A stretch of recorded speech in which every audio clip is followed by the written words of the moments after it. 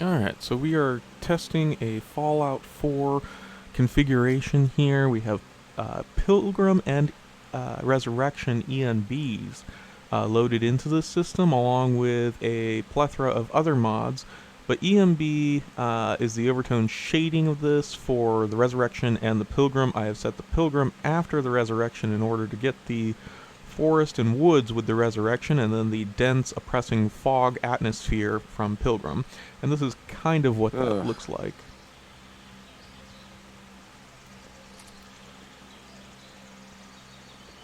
Modern firearms weaponry mod, as you can see.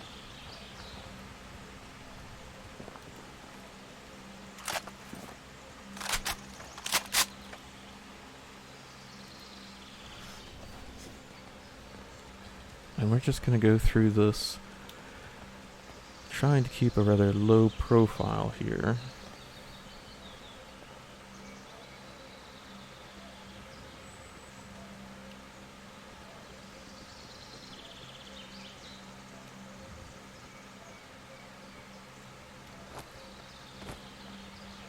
And crap, I've been spotted.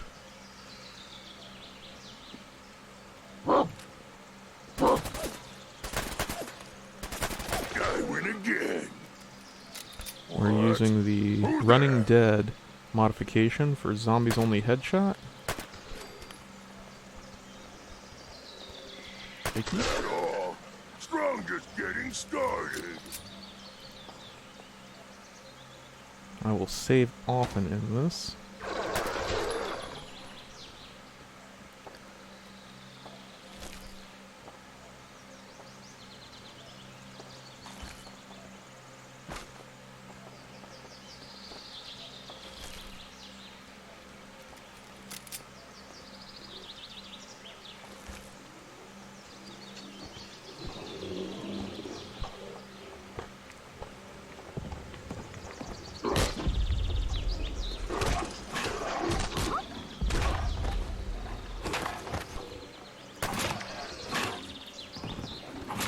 Go ahead, shoot. Snap time. Even one of those zombies can be a bit much to handle when you're trying to shoot them in the head, but having a whole congregation of them can easily result in your death.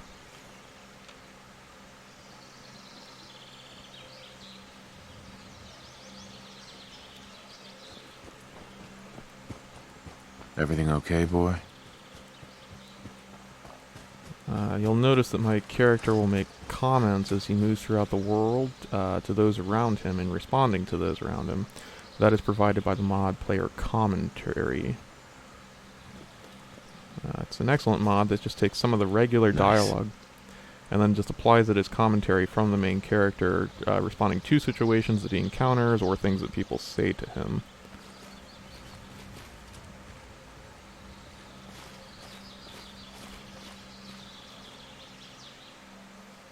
Let's get our bearings here. Let's see, we'll head south. I really like the atmospheric God rays combination with the fog through the trees and whatnot that Resurrection and Pilgrim adds. To me, it's just a beautiful effect.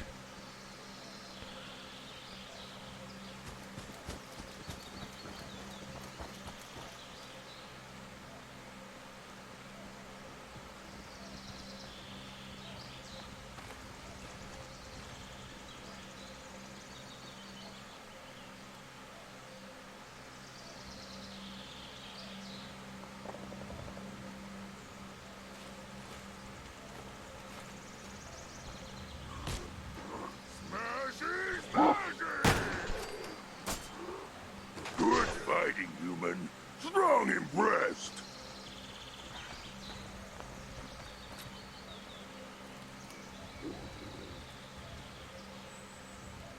Victor spoils.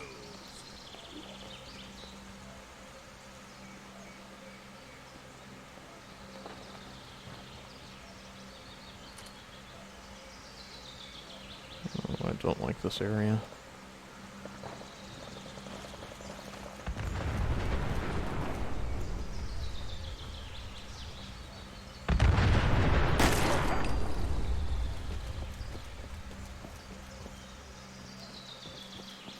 check this I like it. explosion out. What the fuck was that?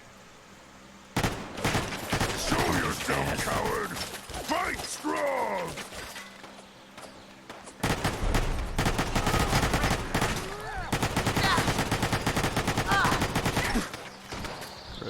Damn it. Probably not a good idea to just empty my clips into that guy. Is that the best you can do?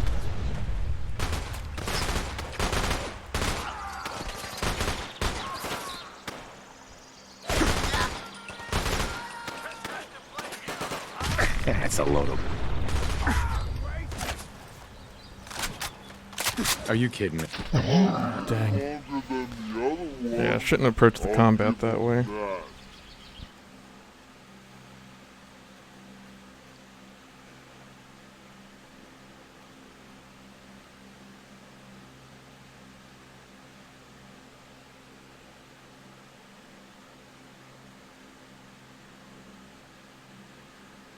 And I do love some of the customization options and loading screens that are offered by Modern Firearms. This isn't all Modern Firearms. I also have Mariah's Armory loaded onto this, as well as the Gyrojet mod as well.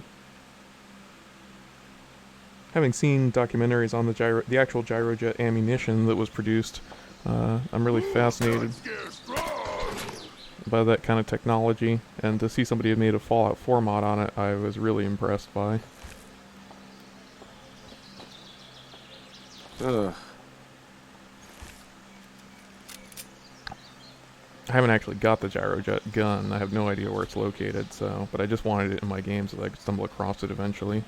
You'll see on these tapes that they glow. That is provided by the glowing holotapes mod. Storytime Simon here with the exciting conclusion to The New Squirrel.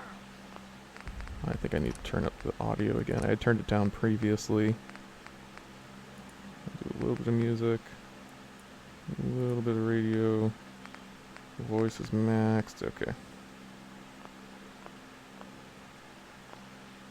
Tomorrow we can get to know each other and become best friends, said Ricky to the red squirrel. The red squirrel made a sound that Ricky took for agreement, and the two squirrels curled up to sleep. Later that night, Ricky woke up to the sound of leaves rustling in the oak tree. He looked around. The red squirrel was gone. Ricky surveyed the landscape below and saw a pack of glowing eyes approaching the base of his tree. Cats! Ricky heard a voice from a nearby tree. It was the red squirrel. I'm sorry, he said. They were following me and I couldn't bring them to my tree. They would be my family. As the cats ascended the tree and began to devour Ricky's friends and family, Ricky reflected on his decisions. His last words, I trusted my elders. Is that all? We'll try again.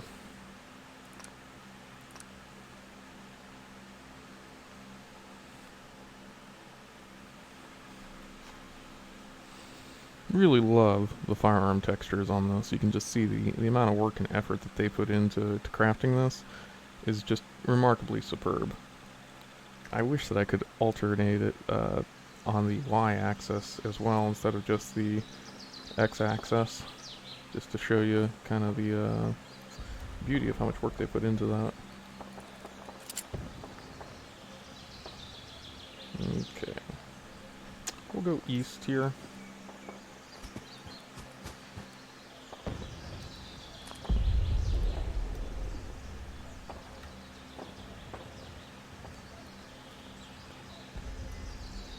Yeah, he's up above us.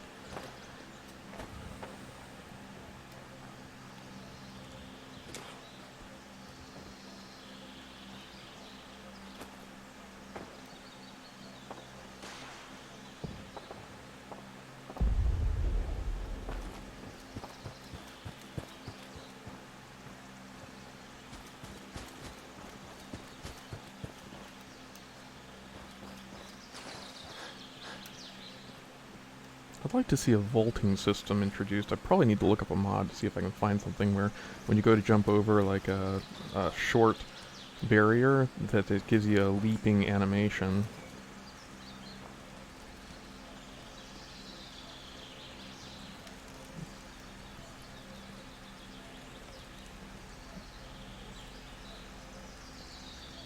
Yeah, we've already done. Hey there. Strong see many new things with humans.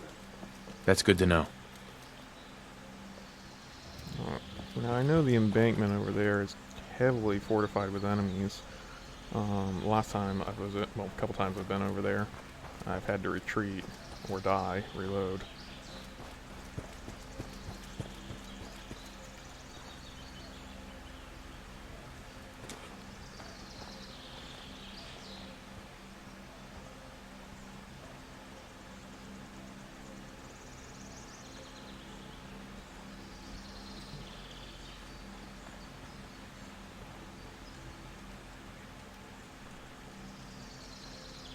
We're gonna go up this flight of stairs and see if we can find anybody on the other end. Man, don't want to go over there, but... Hello?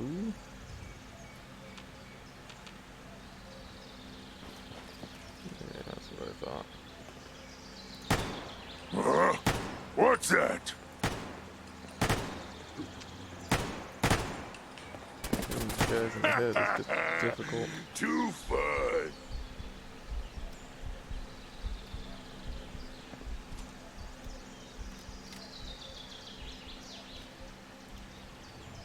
The fog is just too thick over this water. Someone there? Time to die!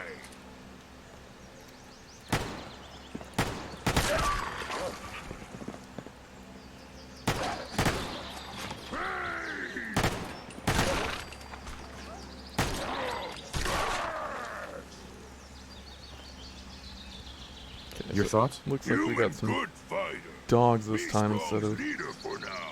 raiders. Yeah. I'm the best.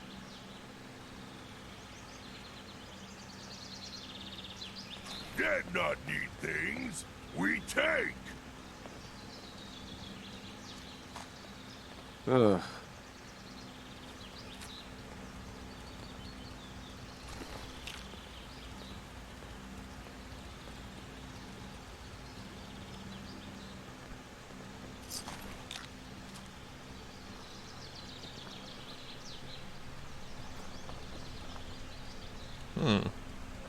It's unusual.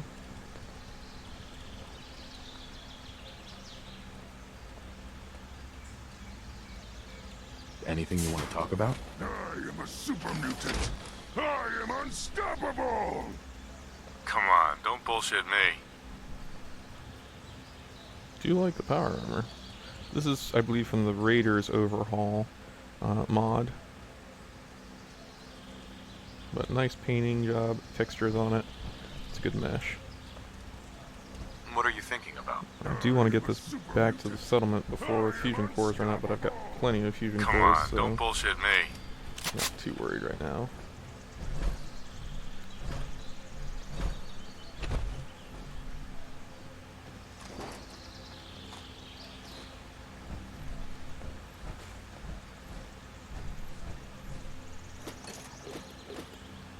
I'm not sure why these are highlighted in yellow like that. I have no idea what this does. Extending sound will amplify signal. Okay. Let's amplify a signal. Hey, boy. It's got an American flag next to it. What could go wrong? Alright. Well, who knows what that did. Stress signal found. Boston City Works. Garbled video. Nah, we're not looking into any of that bullshit. Alright, so we got the... Good dog. Got a vault this way. I don't really want to explore a vault, but we'll do it.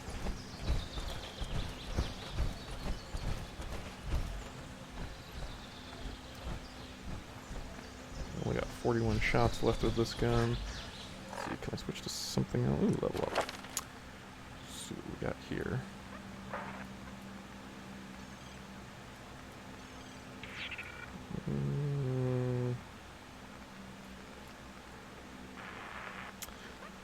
Trying to upgrade the gun nut science and armor, but that's what I've been working on lately. But since it looks like I'm at a wall there until I level again, we will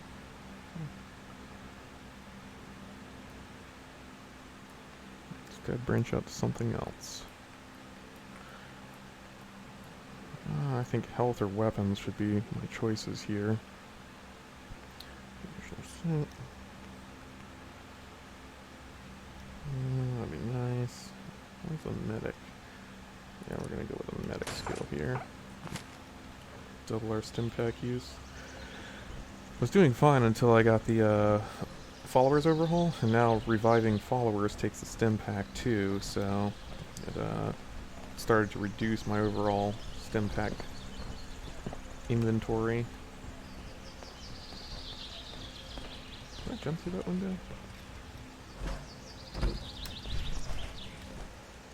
Thanks for your help. Yeah, I've been here before.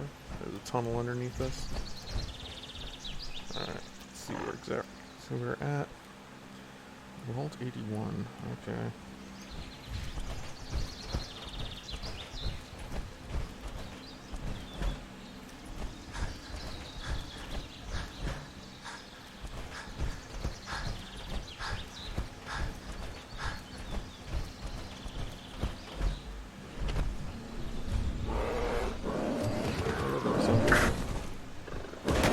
My pleasure. Strong smash, you mother! Yes. Let's see if we've got another weapon here. Swap out. 30 shots on that, 30 shots on that. Hiring, yeah, let's probably go with that one. Ooh. Definitely plays our sidearm with that. 52 damage. I think that's the best that I've come across for a weapon like that.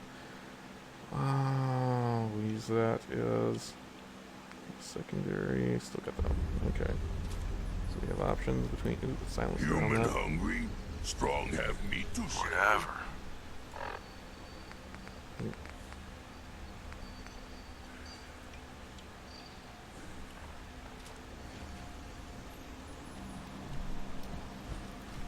I do really love this gun.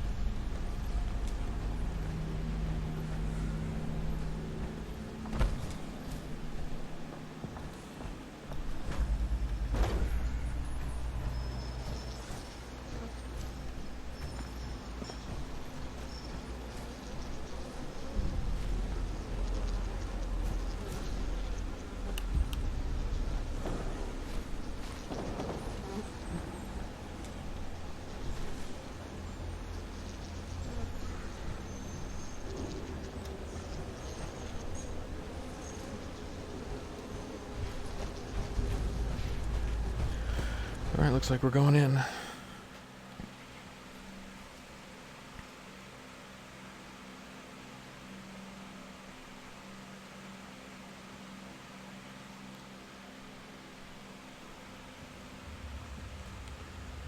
Okay. Well, what have you been up to? Strange human hole, all metal. What was it you were expecting? And that's kind of commentary that I love, the community commentary mod for. Hold it right there. Vault 81 security. I don't know where you got your hands on a working Pip-Boy, but you better start talking.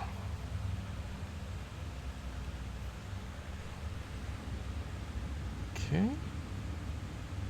I got it in Vault 111. Vault 111? Haven't heard of that one yet. And what sort of business are you looking to take care of here in 81? Nah, I think I'm just gonna go with the traveler. I'm just a traveler. I thought I'd take a look around. Is that so? And you expect me to believe that?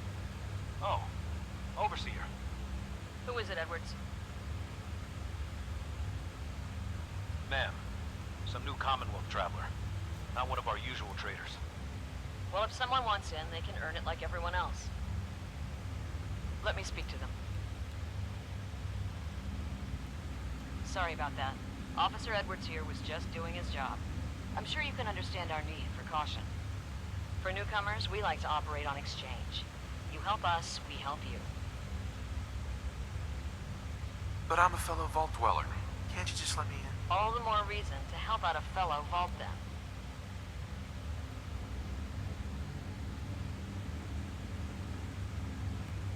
I'm interested. What is it you need? Fusion cores. 3, to be exact. You get the fusion cores. We grant the access.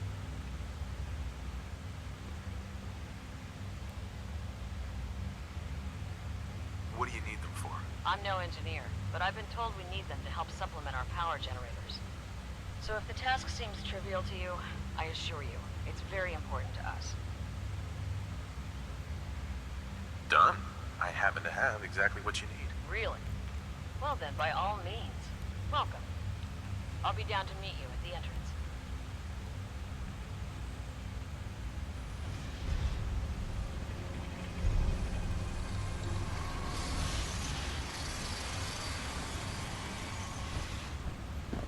Hey, boy.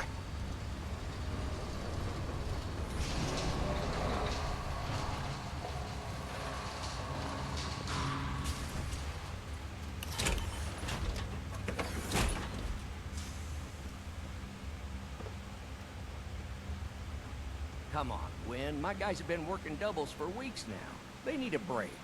Everyone's working hard right now, Cal. You think I don't know that? Just do the best with what you can. That's all I'm asking. Fine, I'll see what I can do. But you and I both know we can't keep going on like this. Sorry about that. As you'll soon see, we have a few maintenance projects under... Gwen McNamara. Over here, we pride ourselves on having maintained a successful vault. We'd like to be completely self... I'm impressed you maintained a successful vault for so long. Thanks. I owe it to the overseers before me, but some here would disagree. A few believe opening the doors to the Commonwealth was a mistake.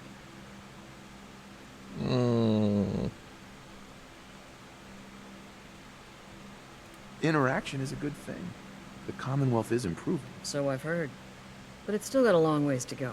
That's why I like to use a give-and-take system. If outsiders are willing to help us, we're willing to help them. Speaking of, if you're ready, I can take those fusion cores from you. How often do you end up trading with the outside? More often than you may think. A couple of times a month, I'd say. It also helps us keep up with Commonwealth news. And the fusion cores? You do have them, don't you? Yeah, I wish I could withhold them from her. Of course. Here they are. Thank you. Dr. Pensky will greatly appreciate these. Now, I have work to do. Ma'am, what about his dog and, friend here? I'll allow it. Security is already extra mindful as it is. That's He's really lived this long in odd. the Commonwealth. I'm sure he's chosen his friends wisely. If you need anything else, I'll be in my office. The base game doesn't allow you to have a companion and the dog together, and it's just really interesting that there's a built-in response for that from the animation your and help. voice.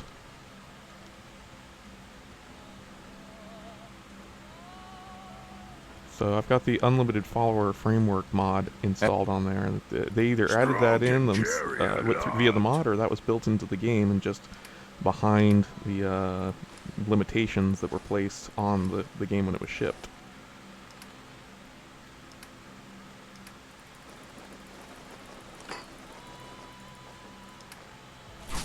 Alright. Hey, boy. Hey there. So, we got a new visitor today. Don't say anything. Man, I'd love to be out there.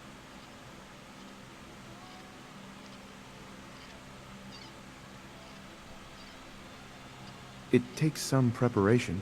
I'd learn how to use a gun and be ready to use it before I went out there. I've never even touched a gun.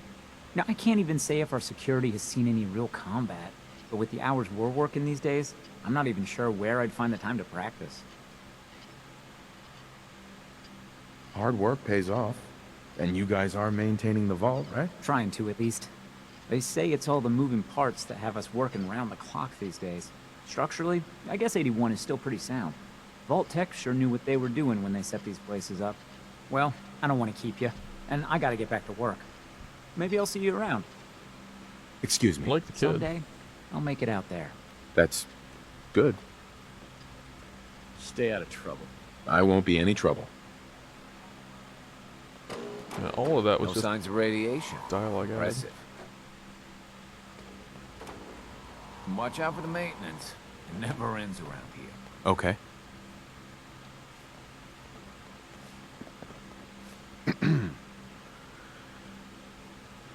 Hey there. The Commonwealth sounds so exciting. And dangerous. I guess we'll find out. Don't make me regret letting you in here. Failure. Alright, well, we will try again here. I think it had been a while since I'd saved. Oh well. CTDs, crash to desktops, are expected when you're running this many mods together, and I haven't sorted my playlist or gone through Rybash to sort out conflicts, so those happen fairly frequently at this point.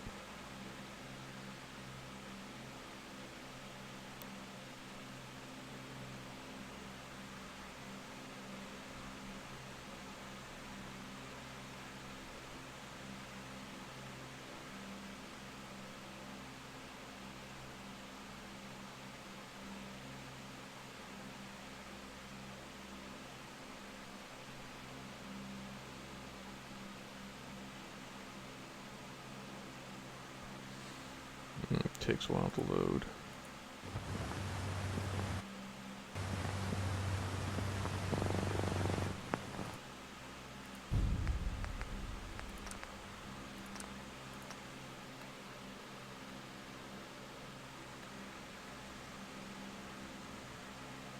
Again, just gorgeous guns. I'm pretty sure that's from the Mashira Armory.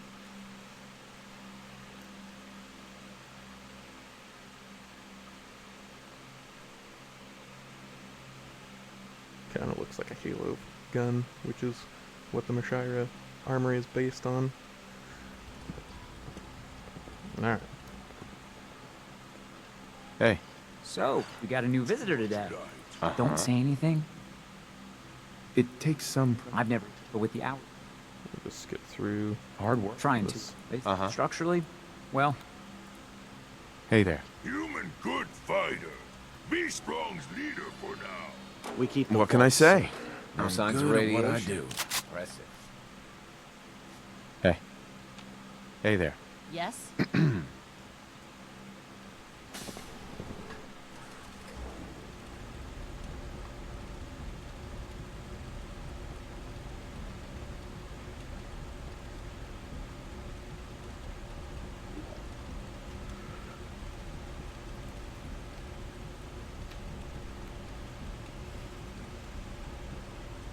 Hey there. Humans should have green skin, like Strong. No.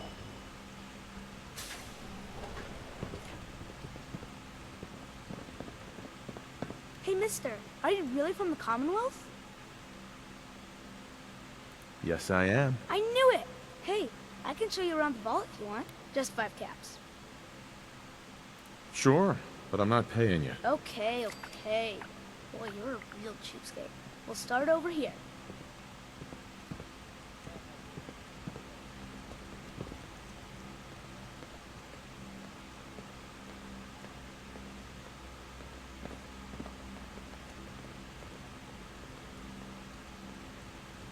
This is the depot. The Combs family run it. Aaron and I are best friends. Her mom and dad fight a lot, so I don't like to go in there when they're around. But if you need something, they're the ones that have it. Good to know, Austin. Flaming See, chainsaw I of told death. you I know things. Next up, the Overseer. I bet you killed a lot of strange things. Ooh, and raiders. I bet you fought raiders too.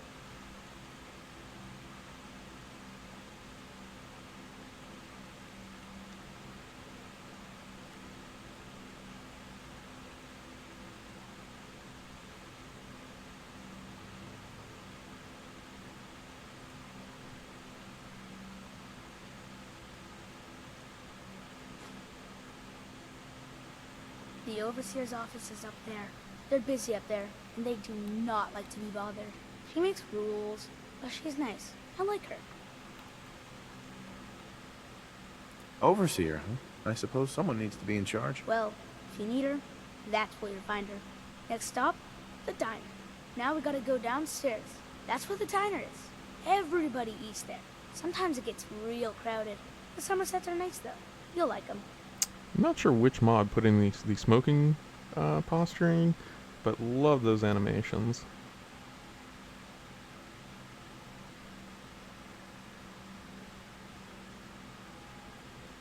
Hello, Austin.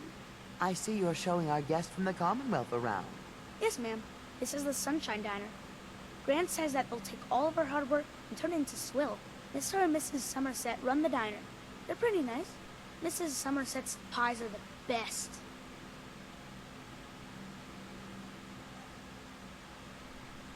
I'll come here if I get hungry. I like it here. I'll save you a slice of pie, Austin. Next stop, Horatio.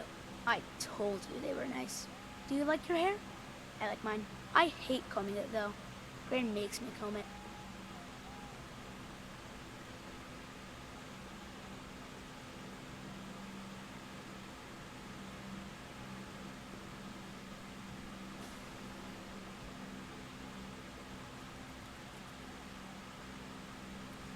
Austin, that hair of yours is a mole rat's nest.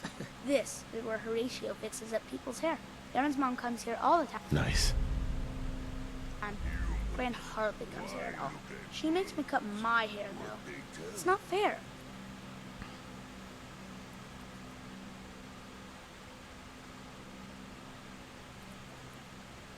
Ain't letting someone with a sharp instrument near my throat. He's never cut anyone. And he's even shaved men's faces with a razor. Next stop is Gran. Let's go see Gran. I live with her. She's not my real grandmother, though. My parents died when I was real little.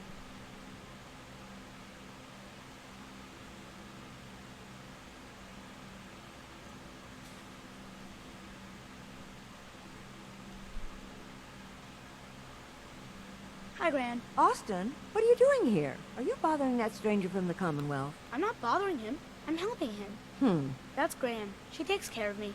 You can call her Dr. Pensky. She acts a little grumpy, but it's not for real. Says you. She runs our hydroponics lab. It's where we get all our food. Good to know. I bet she takes good care of you. When she remembers. Or isn't too busy. Watch it, boy. Next stop, Miss Kate. The helmet is bothering me. It's got to be removed at this point. Let's see. Okay, Come on, hurry up. We gotta go to the other side of the vault. I'll show you where I go to school.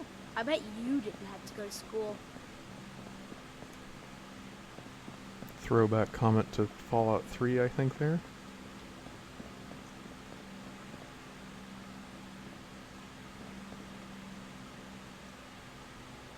This is the school. Miss Katie runs it. It's boring most of the time, but Gran says I have to go anyway. Your Gran is a smart woman, Austin. Are there a lot of kids in the vault? Not that many. The overseer says that we're using population control, whatever that is. Next stop is the medical clinic. Let's go downstairs. I'll show you the clinic. Doc Forsyth and Rachel are okay, I guess, but I don't go there unless I have to, or unless Gran makes me.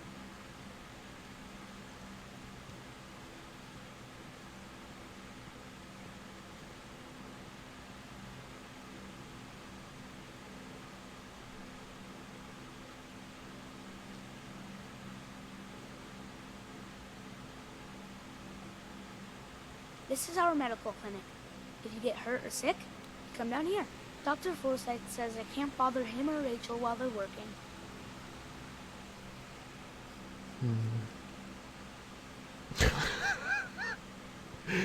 Some of the responses on this. Good to know. If I need help, I'll come here. I hope you don't mind needles. They poke at you a lot in here. Now we go see Erin. She's gonna be surprised when she sees you. Come on, this way. Erin and I spend a lot of time together. She didn't believe me when I said I would bring you to her. If you're looking to do some trading, look for the depot. Alexis has just about anything you could need.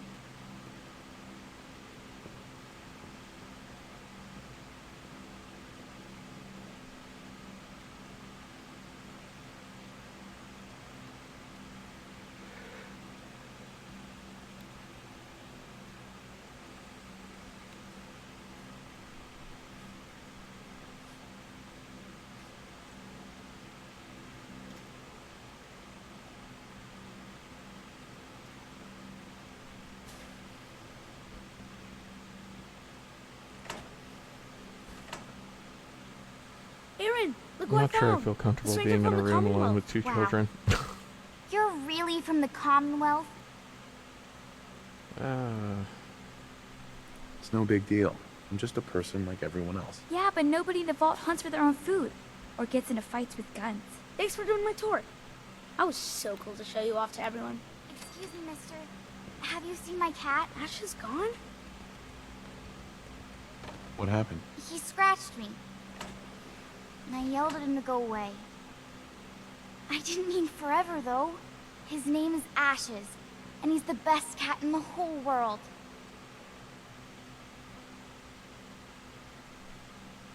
I think he's left the vault. I saw him run by me when I got here. Left the vault? Oh, please bring him back. Please. No one else would set foot outside for him. Where do you think he may have gone? Not far. He'd be terrified. I'm sure if there's anywhere nearby to hide, you'll find him. I'll find him for you. Thank you. His name is Ashes. He's the sweetest little gray cat. I just want him to come home. Alright. Hi there. Someday, I'm gonna check out the Commonwealth. If my grand lets me. It's pretty dangerous. You wouldn't last a day. Way to shit on a guy's dreams. Huh. So you're the reason the patrols are double today. Pardon me, officer. Stay safe, sir. Thanks. You too.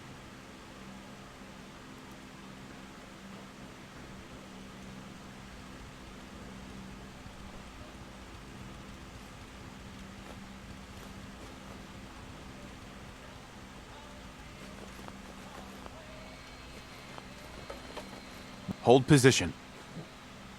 Come on.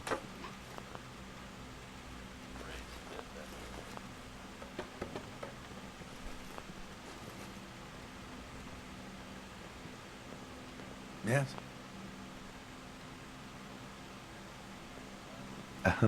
You got guts wearing that Pip-Boy in the Commonwealth. I can't believe someone hasn't tried to steal it yet. If you say so. Yeah. Sorry. What?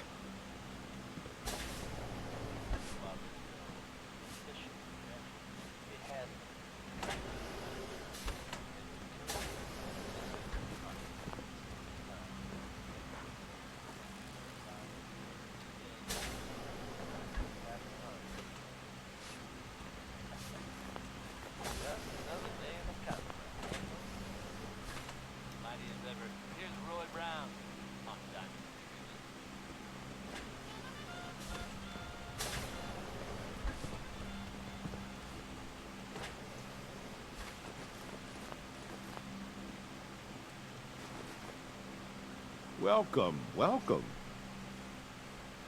I hope I'm not being presumptuous, but I'd like to ask you a favor. Would you mind donating some medical samples, even just the blood sample? Ooh.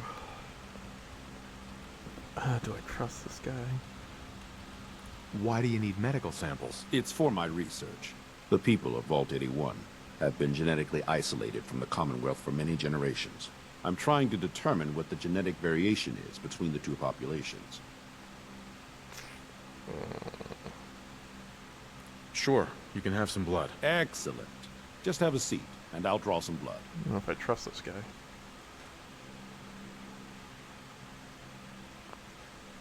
Sit there. Apparently can't interact with her. Sit where there? This'll only take a sec.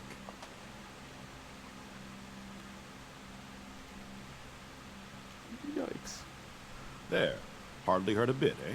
Thank you. This will be a great help. Now, I need to get these prepared immediately.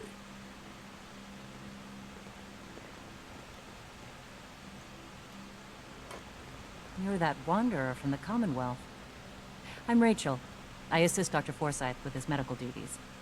Are you sick or injured? Do you get a lot of patients in the vault? No. The people of this vault are surprisingly healthy. If that's all, I have work to do. And you can tell some of the characters, their hair is a little bit different. I believe that's Azura's ponytail. What have you been up to? modification. All of the body types are altered by Sorry about the maintenance. CBBE, Never ends these days. beautification. Cilantras? I can't remember the name. Beautification, beauty, and I forgot, Everything body okay, boy? enhancement mod. Wouldn't give for It's some real time CBBE. off. Tough break. Fairly common mod for body alteration. Jesus, the Overseer let a super mutant in here?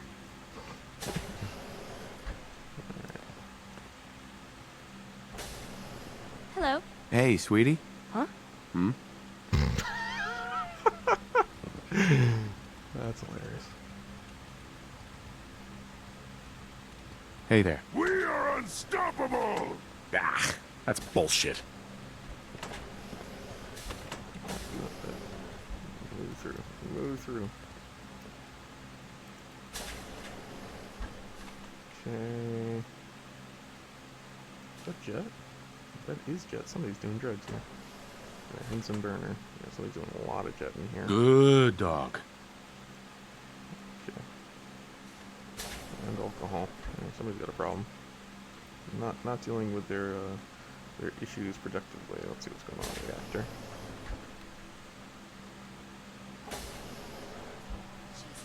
Can you not do that here? What if the Overseer... Hell yeah. I've been working 12 hours straight. You've been working. Shoot.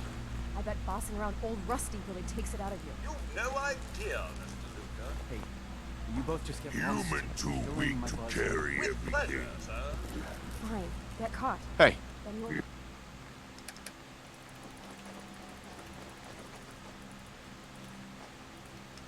Yes, human. Because the Overseer will make it for you.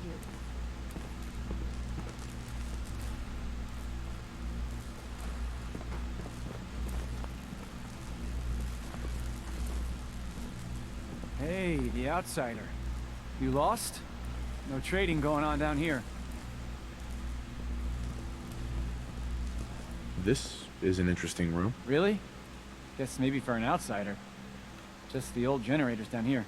Oh, and hey, if you got any jet on you, I may be willing to take it off your hands. Say 75 caps? I'm assuming this is the junkies room. Who's it for? You? Me, myself, and I.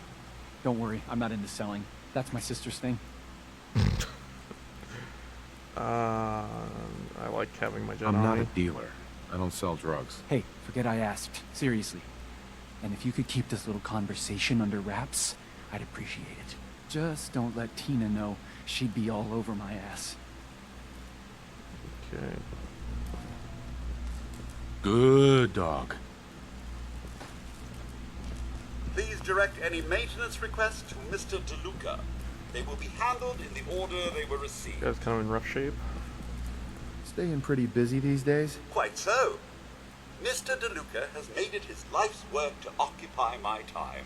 Not only do I specialize in reactor maintenance, but now I am trained in doing his laundry, fetching libations, and generally picking up after him. Does he help out with any other work? If memory serves, the last bit of work he performed was when Mr. Whittaker forced him to clean up the supply room. He was also quite vocal about his distaste for the job. Okay.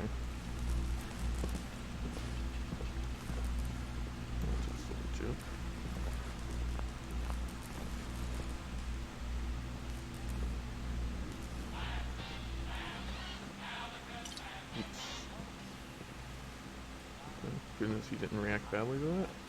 Pardon me. Why?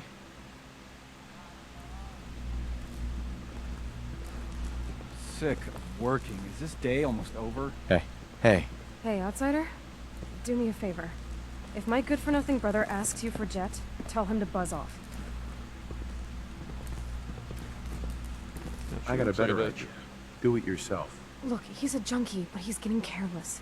If he gets caught, we're both in trouble. And as much as I'd like to leave this canned paradise, that's not how I want to go. Man, she looks like she's got serious attitude problems. If he's addicted, you should try to help him get clean. I think I haven't tried. I locked him in his room for a week. It wasn't 2 days before he was using again. Now I admit, I've got my own share of the blame here. Bobby gets his chems from me, and I keep him on a short leash. But not anymore. I'm cutting off his useless ass. Oh my gosh. Why would you feed his habit? He's my brother, and he's overworked. I give him a little Jet, and he perks up. He seems happy, I feel better. Done. Now that it's getting out of control, it's another story. He wants to put me at risk, he gets cut off. Oh, so it's her personal ass on the line, then it's different. Gosh. So his addiction is your fault. Nice. Hey, I made a mistake, all right? At least I'm trying to do something about it now. Yeah. Tina. I never should have gotten him started on Jet. Nope. Hey, Bobby. Oh man, I need a fix. Don't do anything stupid. I just love the commentary interaction that they have now. Let's see. Alright.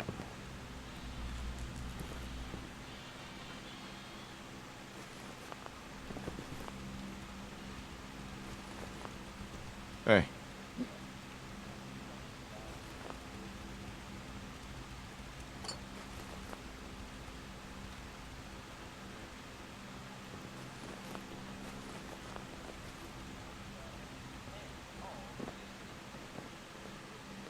I have a perfectly capable husband who refuses to be of any use.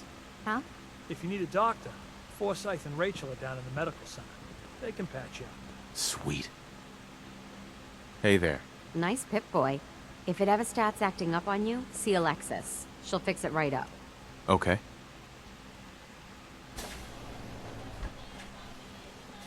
I can't wait till I don't have to go to school anymore.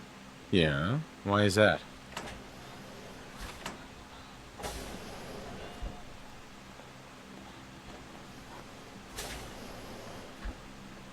I hope you don't have anything that needs fixing. I really don't feel like working. Hey. If you need anything from the depot, stop by in the morning.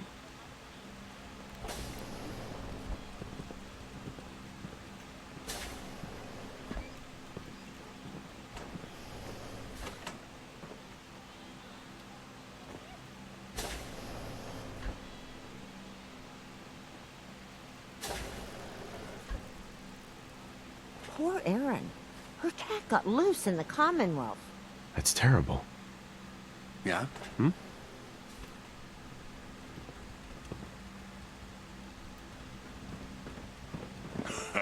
Humans make metal tunnel with no exit. Stupid humans. Something like that.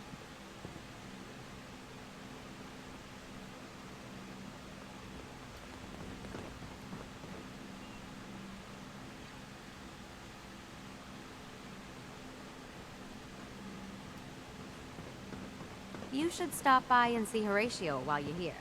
Can't imagine you come across many barbers in the Commonwealth. She's looking pretty bad. No, not really. Seeds. I'll need more seeds.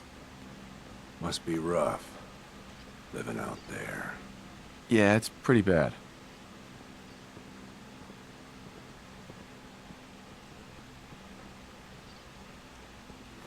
Human. Not need to take everything you find. Damn, I need a break. Hi, Calvin. Sorry, new guy. Not a lot of time to talk right now. Maybe later then. Who am I kidding? Not like I actually want to get back to work. So tell me, what can I do for you? You guys have been living here over 200 years. This place is bound to be in decline. In decline? You must be one of those politically correct types. Old 81 here, she's a straight-up wreck. Pretty solid for a while, easy enough to keep up with her needs, but in the last few years or so, damn, she got feisty. Been going through tools like they were going out of style, so if you got any, I'd be more than happy to take them off your hands. Sure, you got yourself a deal. Stupendous. One less thing to bug the overseer about. Anyway, here I am running my mouth when there's work to do. Sorry I can't talk longer, stranger, but mind the maintenance. Shouldn't get in your way, at least. Hey, Calvin. Hey there, you got some tools for me today? Yeah, here you go. Perfect. Keep an eye out. We can always use more.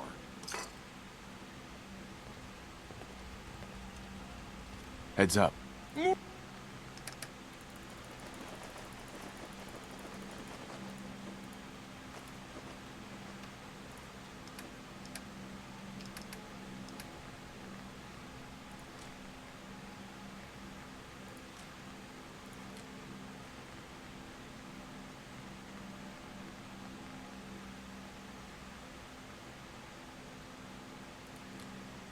Give him a Walther. What needs smashing?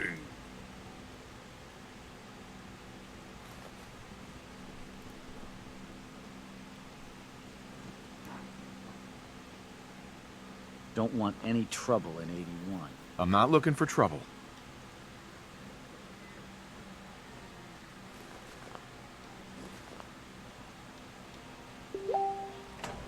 Some of our residents aren't as thrilled about outsiders as most, so please, don't think they speak for all of us.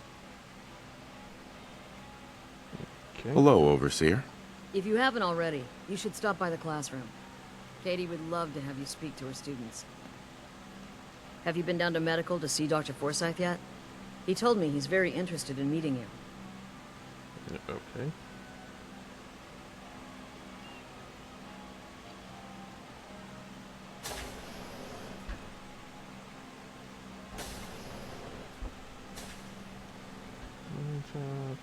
Ooh. Everything okay, boy? Alright, we will go to the classroom and then we'll look for this girl's cat. I can't believe I'm fetching a cat. Hope that Pip-Boy belongs to you. None of your damn business. It's just moments like that. I love that How are you doing? commentary.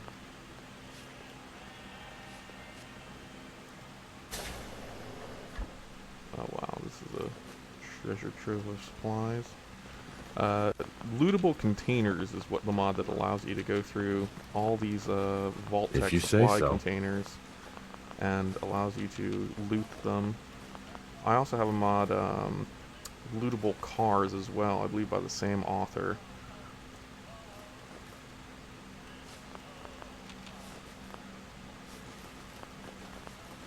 Hey, boy.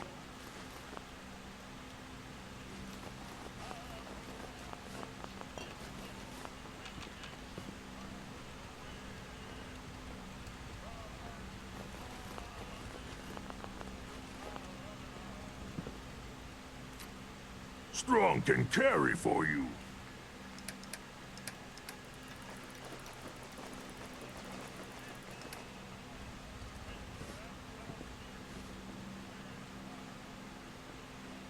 Need to check the water pumps again. The water smells funny.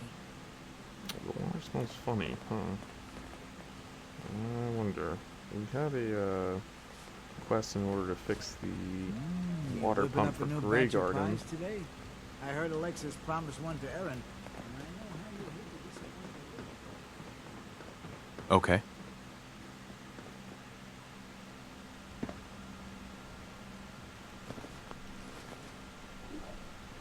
Good dog.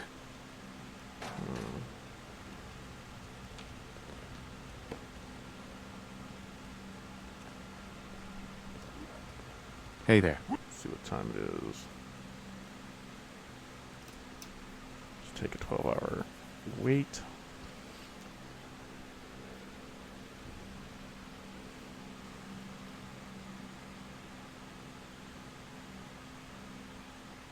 about the future. Not a chance. Oh, you're that new traveler. You must have had so many adventures out in the Commonwealth. I've had a few interesting moments. Stop being so modest. My kids would love to hear about anything you've done out in the Commonwealth. Would you mind talking to them and sharing one of your experiences? I suppose I can tell them a few. I won't let them take up too much of your time. Well, hello. Pretty good tour, right? The Overseer says I'm good with people. Way better than Gran. But I don't know. Please bring I him think back Gran's pretty safe. good. I At hope least so. with me, she is. I believe you. Gran says I'm a bottomless pit when it comes to food. Why are you telling me this? Hey, got a sec? Would you like to tell the students one of your stories now? Hello, Katie. Would you like to tell the students one of your stories now?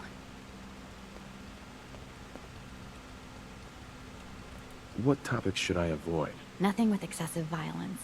And I'm sure they'll have lots of questions. I'd be glad to. Wonderful. The kids are so... Children, listen up. We have a guest today who is going to tell us stories. Did you ever fight a Deathclaw? Deathclaws are very dangerous. It was a tough fight. How did you beat it?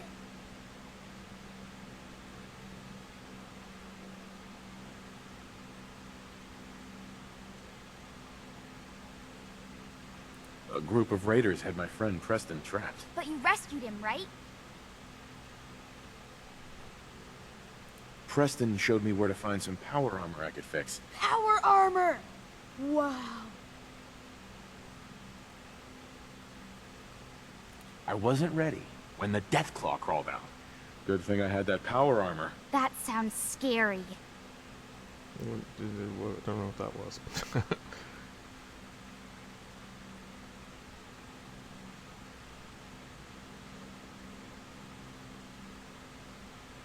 Have you ever seen a Deathclaw? No. Miss Katie says they're big lizards with huge claws. Don't stop now.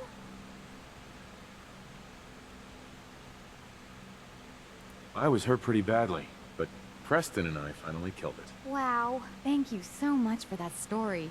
Children, say thank you. Children were not impressed.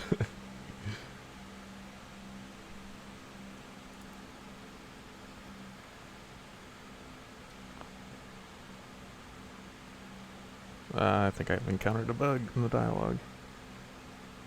Thank you. There we And go. we have a thank you gift for you. Here. Alright. Excuse me, miss. Oh, you're that new traveler. You must have had so many adventures out in the Commonwealth. You're right about that. Okay. Hey, Katie. I wish I had more materials on the Commonwealth to educate the kids about. Why are you telling me this? I think you gave those kids enough to be excited about for months. Possibly. Okay. Someday, I'm gonna check out the Commonwealth. If my Gran lets me. It's pretty dangerous. You wouldn't last a day. Well, hello. Mom said it's too dangerous to play outside. Yeah, it's pretty bad. Okay, let's go find this cat. If you need a doctor, Forsyth and Rachel are down in the medical center. They can patch you up. Sweet.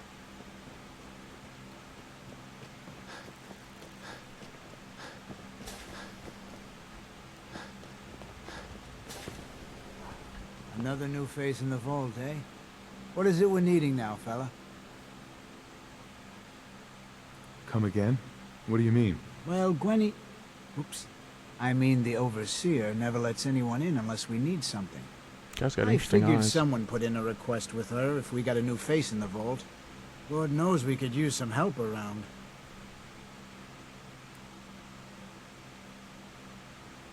I gave some fusion cores to the Overseer.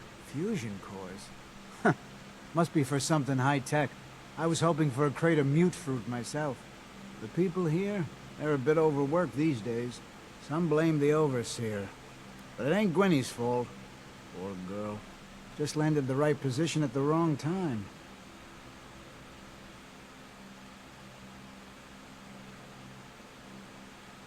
What's going on? Why are people so overworked? Well, you live in the same place for 200 years. Time just takes its toll. Until the Overseer opened the vault to the traders, we were just slapping on one band-aid after the next. Now we're just scrambling to keep old 81 together. It's not easy being a leader. Truer words were never spoke. I wouldn't want her job in a million years. Well, I best be getting back to it. Don't want the old lady on me again. 62 years old and still fiery as ever. Gwen is Whatever 62 you want, years forget old. it. I can't be bothered with it right now. Hey, hold. So you're the new guy. I heard we let someone into the vault. How long do you plan on sticking around? Not sure. We'll see. Yeah, I guess we will. We can take care of ourselves here in 81. We don't need to be letting in every stray traveler that comes our way. Damn. Can I help you? You're still here? If you want a good meal, see Maria at the cafeteria. She'll hook you up. Excuse me. Huh? Nice Pip-Boy. If it ever starts acting up on you, see Alexis. She'll fix it right off. Okay.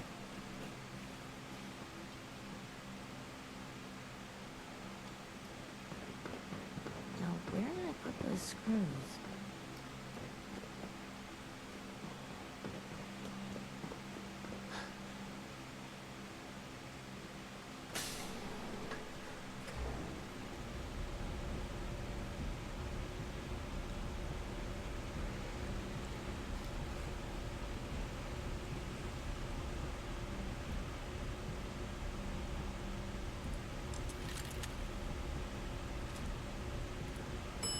Everything okay, boy?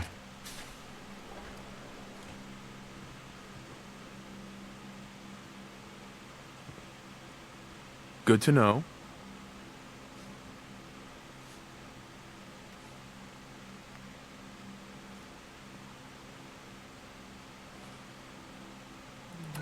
Let's look at our data and our quest log.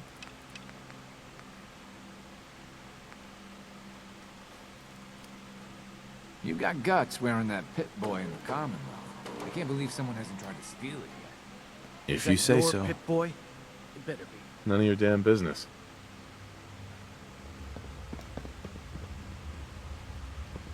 Strong like shadows better.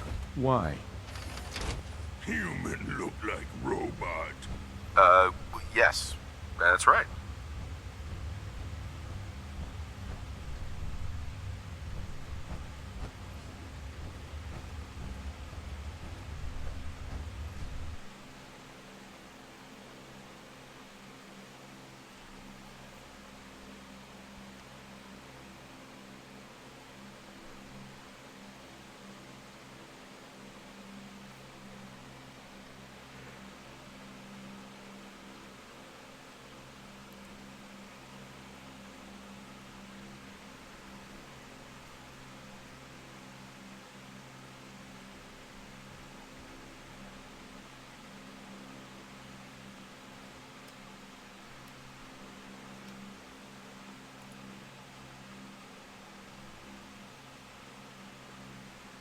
Him dead, and we still don't have an official explanation for exactly what happened. Investigations are still pending, and so in that context, your guess is basically as good as mine, and there's a lot of fun to be had in connecting the dots we do have in creative ways. Clinton body count, Trump body count, Putin body count is a deeper cut. We'll have to get Mueller on that case. But my favorite deep cut of all is My Pillow Guy body count. He, of course, has Trump's back and manufactures quality pillowcases with the tensile strength necessary for an efficient political assassination. Some of these are serious, some of them aren't. We're all trying to outdo each other and have a little fun playing real-life Clue. And for better or worse, that game includes the President of the United States.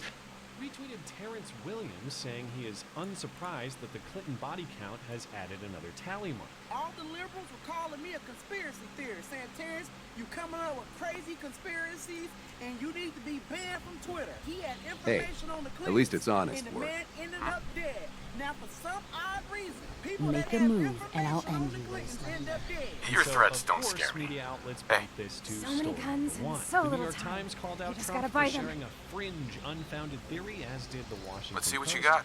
Just think how News damn said good it'll much the feel same. holding one He's in. a jet fiend. Massive Twitter platform to spread a deranged conspiracy theory. Conspiracy theories. One retweeted by Epstein's former friend, President Trump. There is no evidence at all to support the conspiracy theory the president is fueling. President Trump, who had personal ties to Epstein, retweeted an unfounded theory that former President Bill Clinton was connected to Epstein's death. And I'm not actually mad about that. That is their job, demanding evidence for claims, holding the powerful to account, separating fact from speculation. I don't know to what degree the president was serious and to what degree he was just joining in on that trolly national pastime this week. But strictly speaking, yes, unfounded accusations of murder from our political leaders are something I would like the media to investigate and fact find on. But that goes for anyone in political power, those I agree with and those I don't, those who currently sit in the Oval Office and those who aspire to sit there soon. The trouble is,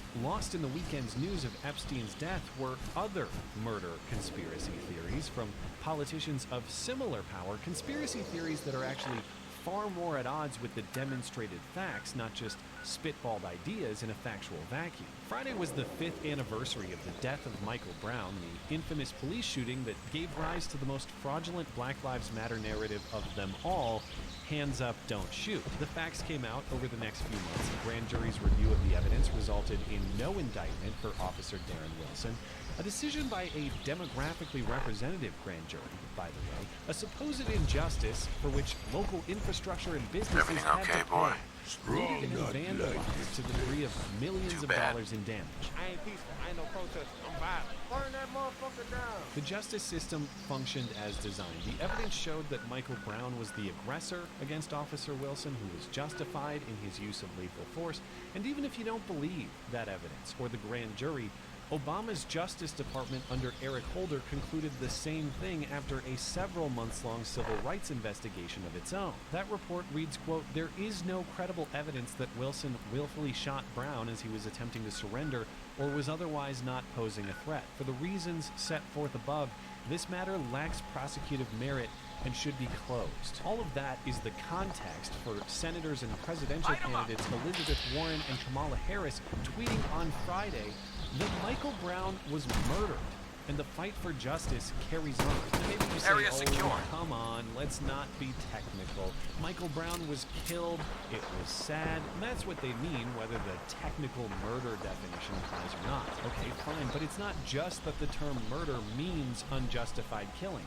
It's that the rest of their tweets say explicitly that this incident was unjustified. We'll fight for justice because this is an example of systemic racism. We'll fight for stronger accountability because somehow there was none here. We'll emphasize race, even though there is no finding of racial bias in this case. These claims aren't just unfounded, they're actually at odds with the facts as concluded through due process by both a local jury and the federal Justice Department. Well, that sounds like exactly the sort of conspiratorial Twitter nonsense from the politically powerful that our trusty media are eager to investigate and clarify. I'm sure they're on the case. Bueller.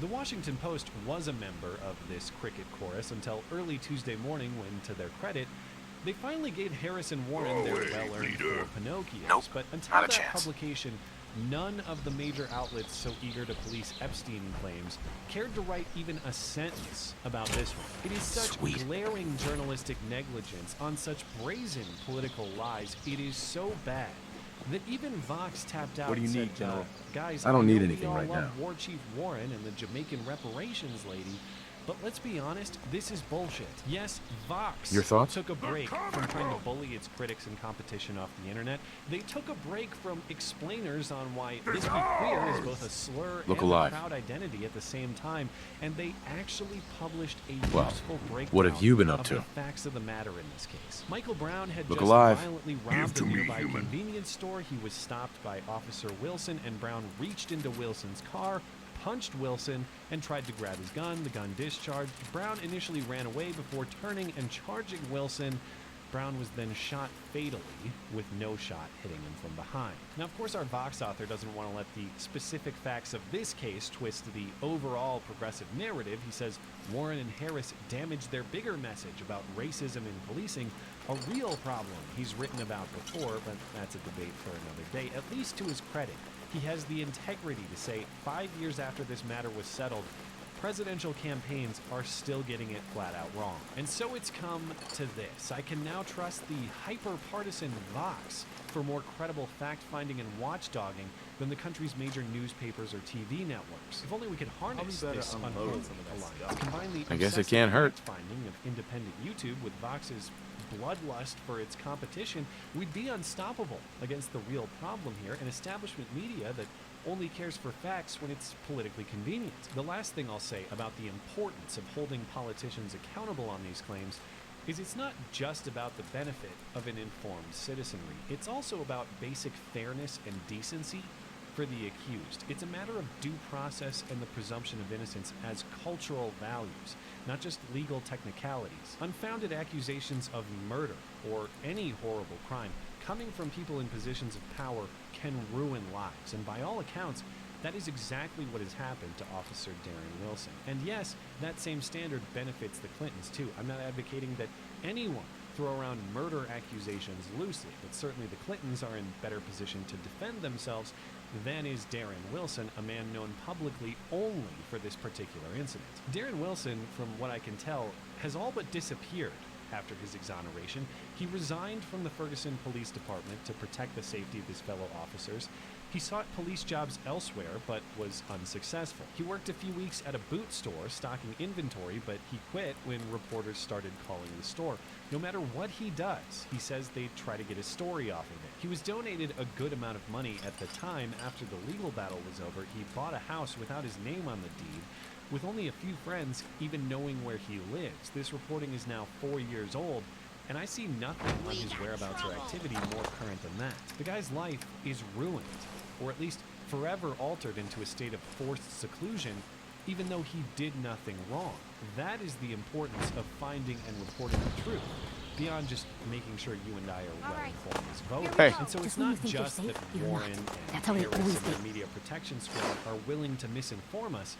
It's that they're willing to perpetuate a life-ruining Sounds like lie nonsense to against me. the innocent man who Let's has do gone this. through multiple layers of our justice system, just so they can have a moment of racial pandering and virtue signaling in pursuit of whatever polling bump they can get. Anyone who is so hungry for power that they're willing to abuse an innocent citizen and public servant in this way to get it is someone who ought to be as far away from that power as possible. Thanks as always for listening and for supporting this channel always.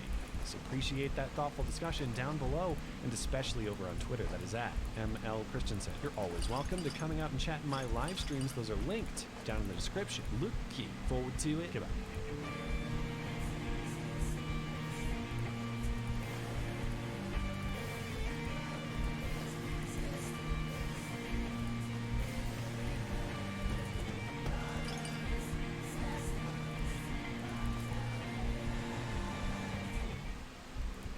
Listen up. The soap you shower with? You probably haven't even questioned it. Fish out of water! Let's face it, most guys don't. They're still using whatever bar their mommy bought for her little man. Is that what you want? To smell like mama's little man? Ugh. But now you can upgrade your shower game with Dr. Squatch Natural Soap. I'm talking about natural, nourishing, cold-pressed, hand-cut soap for men. Men who use their hands. Men who build things. Men who open the pickle jar on the first try. Men who catch foul balls without spilling their beer. You won't just smell good either. Your skin will be healthier and more nourished. Dare I say, soft. Men aren't supposed to have soft skin? Yeah, well, men weren't supposed to cry during movies. And then they made the movie Rudy. You want to smell like the forest? Boom, pine tar. We've got you. You want to Quick, smell get like it for dinner! Boom, not. You want to smell like Want some more?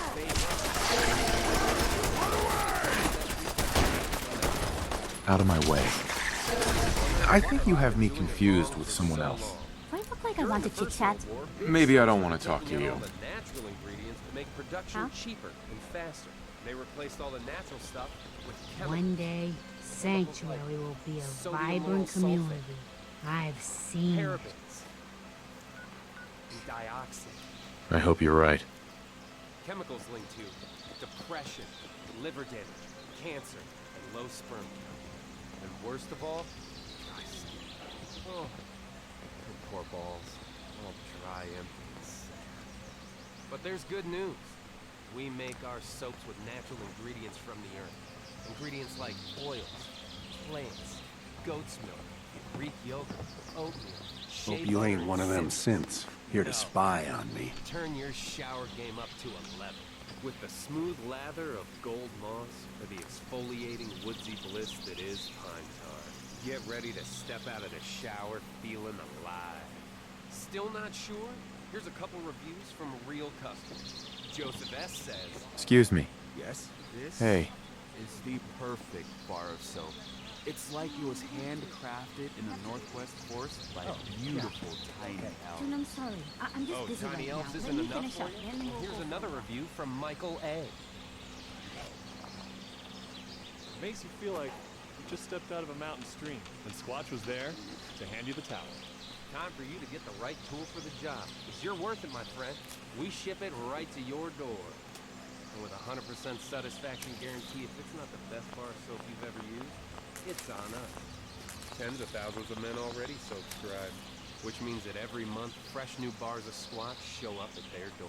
Click the link for Dr. Squatch Natural Soap. Real soap for real men. Or don't. And continue to be mommy's little helper. All right, nice. Nice. Did he click it yet? Did he click the link? He hasn't clicked the link? I would have when I heard about the dry, sad balls. Yeah, what's this guy doing? Click the link, man. Step up your shower game. Hey there. We are the future! Not a chance.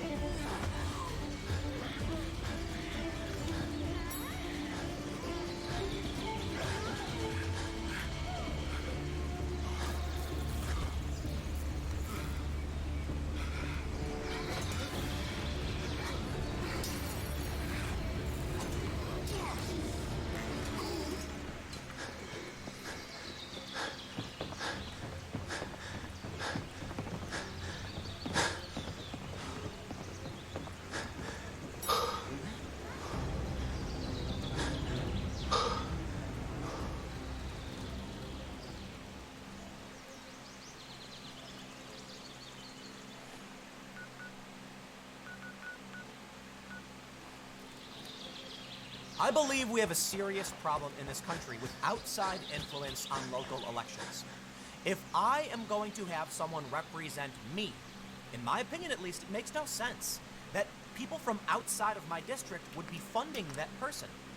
Case in point, Beto O'Rourke and Stacey Abrams. They both received a ton of money from outside of their constituency.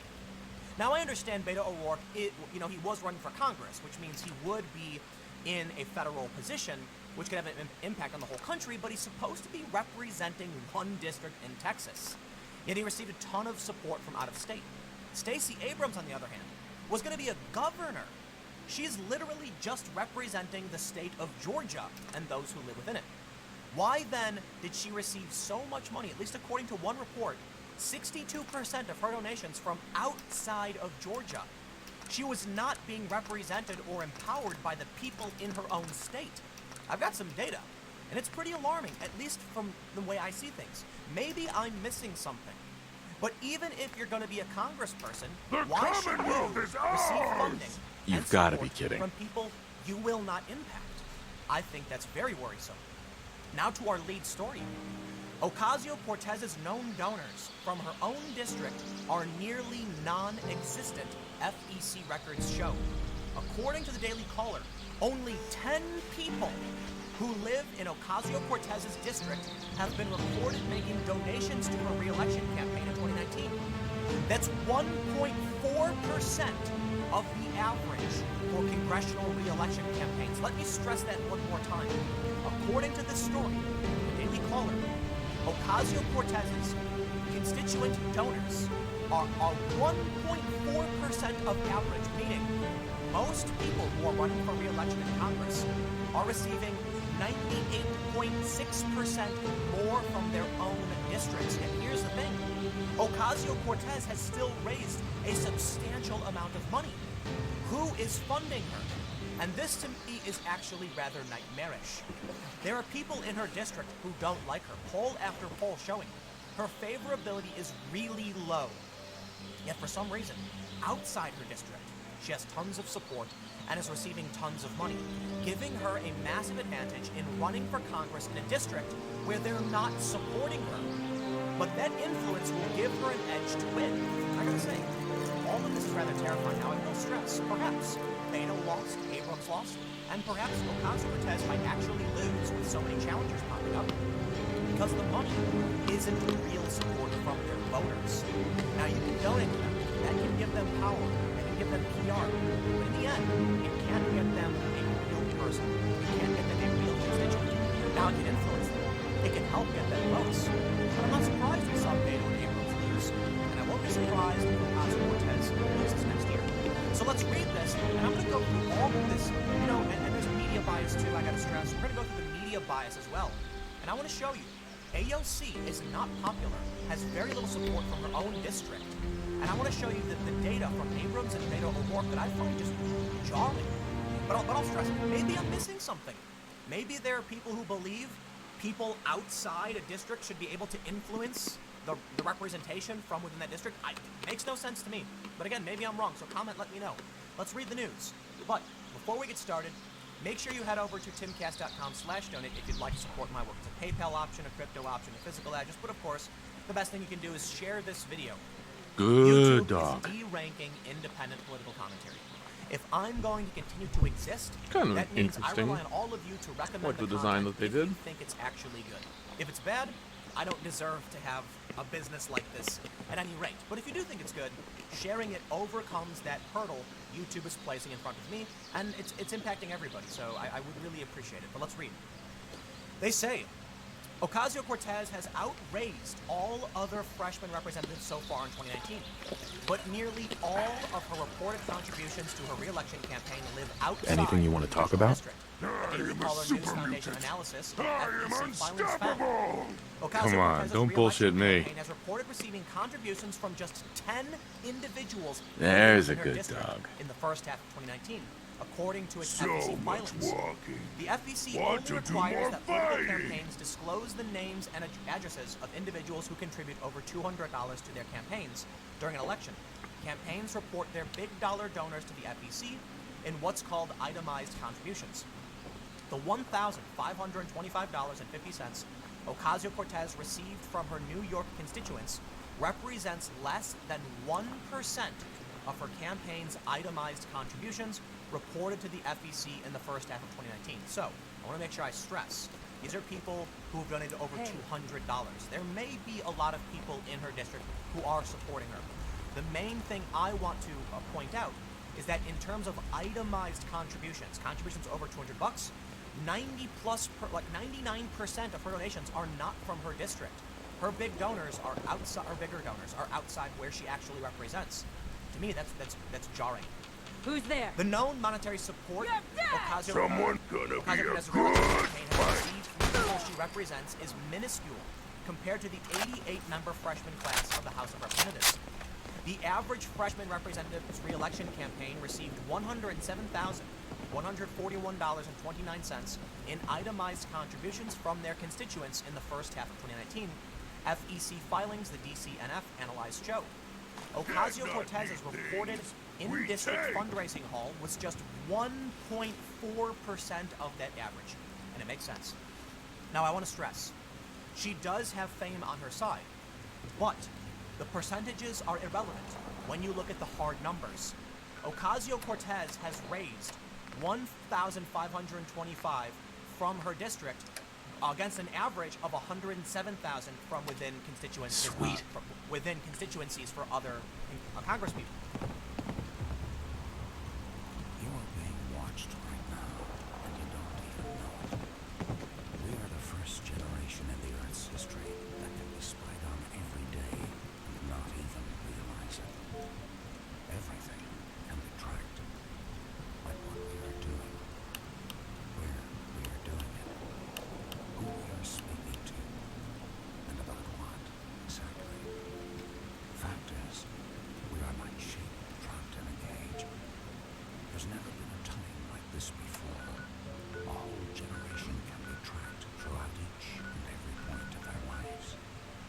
Every single time you go online, you're being tracked. But when you turn off the computer and start again the next day, you're right back in the Matrix. Previous commentator was Tim Pool. Listening to his channel, you can go see him at YouTube channel Tim Pool, or better yet, go to BitChute since YouTube is clamping down on him. Right now, you're listening to an ad.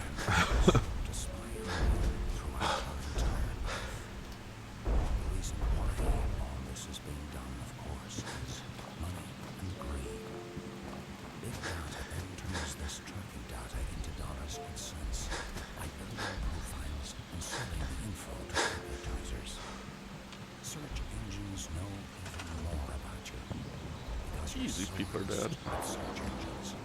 Alright. The first thing in the world that knows what someone's right is Google. Because we Google about our life. How do they have a water pump from zero water? And the funny thing is, it's legal. Whenever we're asked if we read the licensed agreement, we lie and check the box that says yes. We read it. Everything okay, boy? If we read it, we know it's full of things stating how they sell our information after they track our behavior. The fact is, most people don't even care about tracking because they don't see it. Data, they can't visualize it. It's complicated. It's easier to ignore it. Virtual Shield is an easy-to-use VPN, which you can run on your phone and computers. It will encrypt all of your traffic, and you can choose where in the world you want to transport. What are you thinking about? Strong fight with human. If you want. Virtual Shield is the world's most easy-to-use virtual private network service. Just download, install, and press connect. Voila! Your information will be kept private from those nosy, unconstitutional advertisers that want to sell your personal information for profit. This isn't getting better. In fact, it's getting much worse. Stop being bullied by big data and start fighting back. Click the link below to protect your privacy now. It's interesting with these ads for like this privacy stuff. So, like, I used to think and have a lot of concerns about the big data, but at the end of the day, I mean, like, what they're doing is completely legal. So it's unconstitutional, but they're not bound by the Constitution. The Constitution bounds the government. It's kind of ridiculous to have this expectation. I have no idea what she's doing there. That you have privacy before a corporation that isn't the government. If you make an agreement stating that you agree to them looking into your browsing or your stuff, I mean, like, that's the agreement you made. If you don't like it, don't sign the agreement.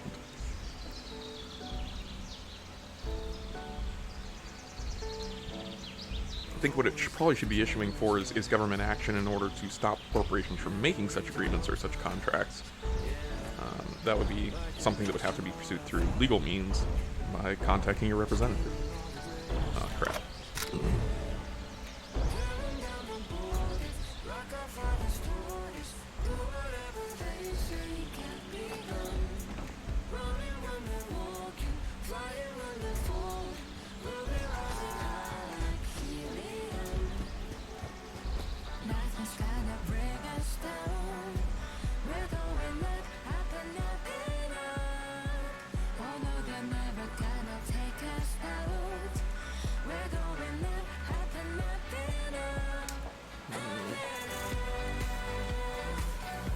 Let's get out of the Great Garden and find out what's going on with them.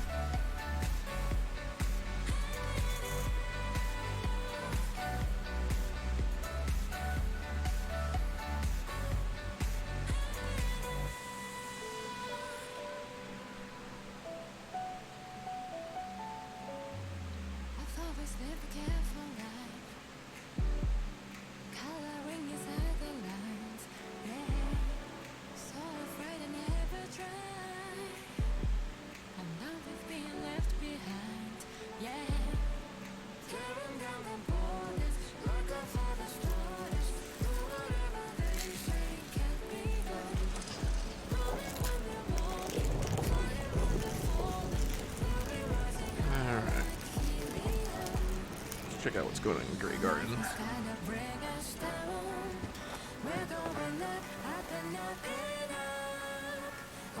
I'm afraid I don't do auto stuff. Everything looks good here. Happiness is improving. Interesting that a lot of these places don't have power. Hey. I'm afraid I don't do auto stuff. Okay. Up like helium. They act like y'all ain't feeling them. Too many flows. With that radiation exposure. Play the cards, I'm dealing them. We the realest in it. Any race, I'm gonna win it. Saying we the chance before we finish. In a room with some gorgeous women. Advanced needs, I believe, is what causes the immunocompromise that was seen a moment ago. Not a big fan of that mod. The timers are just way too short on the needs. It includes things like bathroom needs, water, sleep, food, which you typically find in like the survival mode, but this is kind of just has a lot more effects from those things. But the timers are just like really, really short. It's like less than a day, and then once you get the warning, it's like 2 minutes afterwards, you instantly get hit by the negative effects. And so you're just constantly trying to battle this. I mean, like, it's worse than you would have in real life, and it's like, So it's not all about that. Even if you want to claim And we're back to Tim that Pool. because she's so famous, she's making way more money outside her district, which just creates a disproportionate, percentage effect. No.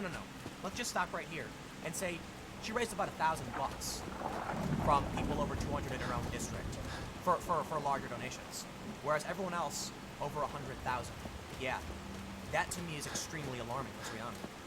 The Ocasio-Cortez campaign didn't respond to multiple requests for comment seeking additional information regarding how many of her unitemized contributions came from her constituents. However, AOC holds a significant lead over the freshman class in the amount of small dollar contributions she's received. Just 17% of Ocasio-Cortez's individual contributions were from big dollar donors who gave over $200 to her campaign in the first half of 2019. The median freshman representative received nearly 89% of their individual contributions from big dollar donors. So let's just stop now. I have Endless War mod on here, but I think that it's getting overwritten by something because there's just not that much conflict going on, it seems. But they didn't reply, and we're talking about the itemized donations. Come on, don't bullshit me. Hard for outsider district. And that's what I want to highlight. It's very possible there are people in our district who really do support her, and we don't know for sure, and this is a big problem across the board for all politicians. But I want to stress, she is receiving a significant amount of support from outside of her own district, which gives her power and influence from people she will not understand. Out of my way. Each representative is answerable to the congressional district comprised of 530,000 and 995,000 people. Are you serious? Which of Ocasio-Cortez's voters came from her congressional district by comparing the 9-digit zip codes that contributed her vote. Up yours. Which links only one freshman representative reported receiving less from their constituents than Ocasio-Cortez, and that's Democratic Rep. Sylvia Garcia. Bitch. His re-election campaign reported itemized contributions of $14,400, all of which came from individuals with added outside. They say Ocasio-Cortez's apparent lackluster fundraising performance from her constituents lends credibility to a poll conducted by a conservative PAC in May. It found that only 20% of households in the representative district held a favorable opinion of her. And now we're going to talk about the fake news bubble that protects these people who are being funded from outside their districts. They do go on to say that a similar effect is hitting Ilhan Omar and others. They say Rashida Tlaib, for instance, received $470,000 in itemized contributions in the first half of 2019, but less than 2% came from people in her district. Omar reported $717,000, just over 4% from her constituents. They say Ayanna Pressley outperformed the others, received more than 30% of her $248,000 from her constituents. And that's because Ayanna Pressley is not too well known outside of her district. So I think it's fair to say, Jesus, you guys just moving around too fast to get a solid. That the reason small percentages of their districts is because their fame is creating a skewed perspective. That if you got rid of the outside contributions, it would probably look more like that. You know, so you got Ilhan Omar raising $700,000, way more than double what Ayanna Pressley received. However, even Ayanna Pressley, who is much less famous, only around 30% of her itemized contributions came from within her district. Regardless if it's just a squad or anyone else, I think we have a serious problem with outside forces trying to influence elections that will be dealing with a small local jurisdiction. I would not want Californians funding my district because I want that person to be represented by me, not by California. But you know what's going to happen? These politicians, AOC, the squad, or whoever else, I don't care if they're left or right, they're going to say, I hear what you say as my voter, but I need money. And who's giving me the most? California. Well, I don't want California influencing my election where I live. And I don't think any of you do either. So this should be alarming to everybody. Again, maybe I'm missing something here, but this to me is freakish. Now let's do this. I want to talk about the media bubble that's protecting these people and helping them raise money. And it's really, really annoying. Check this out. An Economist and YouGov survey in July found that Americans have a very unfavorable view of the squad. Just 33% of Americans have a favorable view of Ocasio-Cortez, followed by Omar, with a 25% combined favorability rating. Tlaib 24. That's really interesting. Didn't know that they were that negative towards the squad. Now we have a few more stories that I want to highlight. In this one, July 17th, guessing that was Liberty Prime. ICE is more popular than the squad. Well, let's not play these games. They're actually talking about an Axios survey. The Axios survey talks about how AOC has a favorability in swing states of, I believe, 22%, and you have Ilhan Omar with 9%, and they actually put not a typo. Thanks for your help. It's so low. Who How about this? cares? Back in March, Vox.com wrote, conservatives Who cares how low her approval rating is outside her district? They say her national poll numbers are pretty bad. Gotta splatter your That's way. going to be the key reason why. Sure, Vox, Stop hurting but strong. even Vox recognizes a critical poll found 23% of Americans had a favorable view of Congress. 36% had an unfavorable. So let me stress, Quinnipiac is notable. Economist and YouGov, very notable. Axios published data from an internal Democratic Party poll showing extremely unfavorable ratings. What do you think the media does? First of all, you get Vox saying it's the conservatives doing it. Maybe it's Are you because kidding she's me? a bad candidate with very little support from her own constituents. Now here's the best part. Let's hop over to this year's Snopes article. And you know where this is going. We'll zoom in a little bit. Are U.S. Reps Elon Omar and AOC polling at 8%, 21% respectively? The figures cited by President Donald Trump supposedly were leaked to Axios by Democratic operatives, ironically. They say, mostly false. Here's the best part. They say, what's true?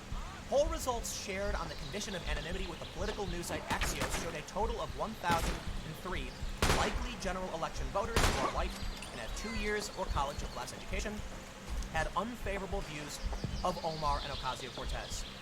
What's false? We know of no credible polls that show Ocasio-Cortez or Omar have such low approval ratings now in their respective districts or in their overall popularity in the country. Mostly false, they say. It's because Snopes is trash. I just showed you the Snopes is trash. I just showed you Vox referencing Quinnipiac. Snopes. I don't agree with that maybe poll, you but should do your Snopes is jobs. trash. They say what's undetermined. We don't know who conducted the survey, who sponsored it, how the questions were worded. Now fine, listen. Damn it. Axios is a credible source. They are certified by What's NewsGuard. that? Trust Axios. End of story. Axios says they reviewed an internal poll from the Democrats, and this is what the Democrats found. And just after this, we saw Nancy Pelosi try and bring them down, saying, hey, you guys gotta chill. People don't like you. Fox Hell News, yeah. maybe it's just that they're bad candidates, and they're stupid, and bad at what they do. Gonna have to try harder than that.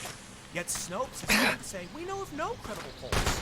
Maybe you know of none, but you don't know That's how it. to do any research. Once again, we can see Vox and Snopes trying to defend this. In reality, they're just bad candidates, and they're being propped up by people from outside their district, and that to me is the most worrying. But let's dive into this idea. We'll move a little further. Check this out. For November 6, 2018, these 13 celebs want Beto O'Rourke to win the 2018 Texas Senate election. And I don't care. Beto O'Rourke was supposed to be representing Texas, not representing celebrities. Yet when they come in and start sending money and support outside influence on what's supposed to be just in Texas. So I do have to correct myself, because I just realized I pulled a horrible mistake in the beginning. Get Assuming lost. That, Beto was running for Congress. He was a former congressman. He was running for the Senate, funded by Democrats. So, correcting my gaffe in the beginning. And I have all these stories pulled up, so I have no excuse other than, hey, if you made it this far, you'll realize I made that mistake. But yes, outside support, and I have this right here. Check it out. Dollars raised by O'Rourke campaign in the U.S. Democratic candidate Beto O'Rourke's campaign has raised $70 million leading up to the midterms. This state-by-state breakdown looks at $25 million in itemized contributions. From what we know, big donors. The first bracket is Texas. Good. The overwhelming majority, 13, no, it's not the overwhelming majority, but just about the majority, 13 million What? came from within Texas. Scared already? Fully respect that. But then you have California. 3 million, nearly 3,400,000 from California. You have New York, 2 million from New York. You have Washington, 500,000. Oregon, a couple 100,000. But the most alarming thing to me is, why is Beto O'Rourke receiving millions of dollars from people outside of his state when he was running for the Senate? Why should they have a say in who represents Texas in the Senate? Let's move on, though. Check this out. Where does the money come from? Comparing Ted Cruz to Beto O'Rourke. Admittedly, outside of Texas, Ted Cruz raised a similar amount, $4.6 million. But there's a larger unknown amount. So I will stress, and the reason I highlight this story is that it is not unique to just Democrats. While we are seeing this, it absolutely affects Cruz too. Many people on the left are concerned that outside Cruz beat Beto O'Rourke, but I will stress this as well. We don't know where this unknown source comes from. But we do know that Ted Cruz's unknown amount is much lower, and overall Ted Cruz raised way less and still won. I think that shows something. The people of Texas wanted Ted Cruz, not Beto O'Rourke, and Beto O'Rourke received an advantage from outside of Texas that, yes, Cruz did too. But strangely, actually, let me stress this point. Beto O'Rourke still received almost double what Cruz received in Texas, but Cruz still won. I think that says something. I think it says that, you know, in the end, I think there are people in Texas, probably bunched up in urban areas, that wanted O'Rourke to win. But I'm just trying to show this story to kind of make the point that both sides received money from outside of Texas, and I don't have a deeper analysis of that, so we'll just leave it there. But I now want to move on to something else. Stacey Abrams. She was running for governor, okay? So, I made that mistake in the beginning. I'm sure there's going to be a bunch of comments being like, Tim, you got it wrong. Beto wasn't running for Congress. The point, I'll stress that I made that gaffe in the beginning because I was thinking that Beto was in Congress and then he was running for Senate, and I kind of confused it. But check this out. November 1st, 2018. A bunch of celebrities are backing Stacey Abrams. Oprah isn't the only celebrity lending her support to Democratic gubernatorial Stacey Abrams. Why? Why are they outside of Georgia trying to influence the governorship of Georgia? So the point I was trying to make in the beginning is that Beto O'Rourke is representing, Texas impact on the whole country that I get. But he lost. But Stacey Abrams is only going to be effective. Check this out. A McClatchy story. 62% of all Abrams itemized donations are from outside Georgia, according to a McClatchy analysis of campaign filings. Again, those are bigger donors. That to me is really weird. Why people who aren't going to be living in Georgia would support her and try to get her to win. But let's take a look at some of the hard numbers. Politics advance throughout the This country. is a website called Vote Smart. Not a mystery to them. Facts Matters. I can't say it's completely correct. I'm not entirely sure, but take it with a grain of salt. I have it more like a fact check on what Vote Smart is, but they do have this data, and here's what they say. In-state contributions, 15 million, and out-of-state just around 12 million. So let's round up. They've got 16 million in-state, 12 million out-of-state, so a little bit less than half. It's a different number than we saw from McClatchy. I'm not entirely sure why. But using the same source. Okay, let's get started. Out-of-state for Abrams. Sweet. Brian Kemp, Georgia Republican. 1,400,000 from out-of-state and 21 million in-state. That to me is rather terrifying. It's terrifying because what it says is that the only reason, in my opinion, Abrams came close is because outside I don't like that idea. I will not be trying to get up yours. First of all, I'm not going to endorse anybody. You'll never see that happen. Well, I should say that. Asshole. Will I ever, get behind anybody? Nationally, it's a different story. We're talking about the president. I have no problem talking about it. But I have no say in how Georgians live and what their rules and laws should be. Why should I send money to any of these people? They won't be representing me. They won't be trying to make my life better. They'll have nothing to do with me. Yet out of state for Stacey Abrams was nearly 10 times what Brian Kemp received, and Kemp won. That says to me one thing. At least in this capacity, hey, tell Strong what to do. Wanted Brian Kemp. You share with Strong? She did not raise. She raised only about 16 million in-state, and a large portion of her money came from out-of-state. And she did. Her total is 27 million, and Brian Kemp is 22 million. He had less money than her because of that, and he still won. That's worrisome to me. And you know what they still do? Stacey Abrams still goes around saying the election was stolen from her. I know people who came from out of state to try and influence the Georgia election, and I find that reprehensible. If you do not live there, you should not be going and campaigning in a local election. I know it's statewide, but local in the sense that it is for a small, it's not regional, it's just a state. Don't go there and try and sway the election away from the people who actually live there. Sweet. Man, that creeps me out. So back to the main Whatever. point. We can rope this back to Ocasio-Cortez. And I want to stress, we don't know the unitemized donations. It's possible the people in her district didn't give her more than $200. But I'll make one final point on that. She's representing New York. Even people in New York who are not particularly wealthy are making way more money than other people in the country. Which means over $200. You'd expect to see at least a decent amount. But she's only getting 1.4% of the average. Because itemized contributions from the other freshman congressman was 100,000, and hers was about 1,500. A ridiculously small percentage of the average. That says to me, she doesn't live There are constituents who live in areas that are way poorer than New York City.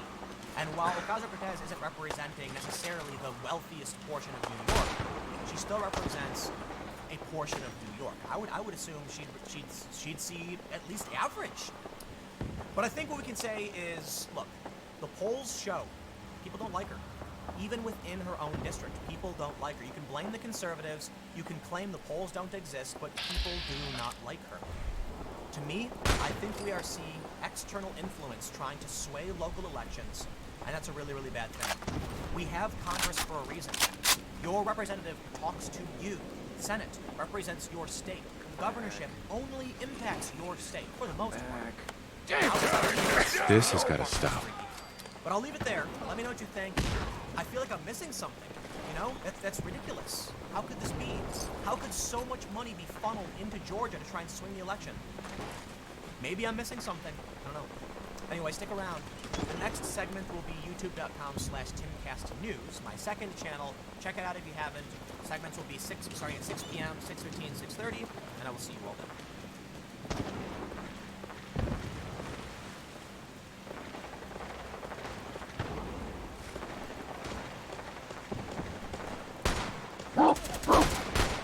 Too easy. What? Who's there? Listen up. The soap you shower with? You probably haven't even questioned the bar soap you lather up. Let's face it, most guys don't. They're still using whatever bar their mommy bought for her little man. Is that what you want? Smell like mama's little man? But now you can upgrade your shower game with Dr. Squatch Natural Soap. I'm talking about natural, nourishing, cold-pressed hand-cut soap for men. Men who use their hands. Men who build tools. Men who open the pickle jar on the first try. Men who catch foul balls without spilling their beer. You won't just smell good either. Your skin will be healthier and more nourished. Dare I say, soft. Oh, men aren't supposed to have soft skin? Yeah, well, men weren't supposed to cry during movies. And then they made the movie Rudy. Got it. Stop fiddling! Smash! Boom, pine tar, we've got you. You want to smell like the sea? Boom, nautical sage, we've got you. You want to smell like you just got off a boat in the Caribbean? Boom, Bay rum, we've got you. And with 6 more cents, we've got you covered no matter what kind of stuff. Now you're wondering, why have I been doing it wrong for so long? During the First World War, big soap started taking out all the natural ingredients to make production cheaper and faster. They replaced all the natural stuff with chemicals. Chemicals like Good sodium dog. sulfate, parabens, and dioxin. Chemicals linked to depression, liver damage, cancer, and low sperm. And worst of all, dry skin. Oh. Poor balls, all dry, empty. But there's good news. We make our soaps with natural ingredients from the earth. Ingredients like oils, plants, goat's milk, Greek yogurt, oatmeal, shea butter, and citrus. No. Turn your shower game up to 11 with the smooth lather of gold moss. You are all going to... List that is Careful, brother's good at smashing too. Still not sure? Here's a couple reviews from real customers. Joseph S. says, This is the perfect bar of soap. It's like it was handcrafted in the Northwest Forest by beautiful tiny elves. oh, tiny elves isn't enough for you? Well, here's another review from Michael A. Everything okay, boy? Makes me feel like you just stepped out of the mountain stream. Squatch was there to hand you the towel. Time for you to get the right tool for the job. You're worth it, my friend. We ship it right to your door. With a 100% satisfaction guarantee, if it's not the best bar of soap you've ever used, it's on us. Tens of thousands of men already subscribe, which means that every month, fresh new bars of Squatch show up at their door. Click the link for Dr. Squatch Natural Soap. Real soap for real men. Or don't, and continue to be mommy's little help. All right, nice. Nice. Did he click it yet? Did he click the link? Excellent. Click the link? I wouldn't want to hear about that dry, sad ball. Man, what's this guy doing? Click the link, man. Step up your shower.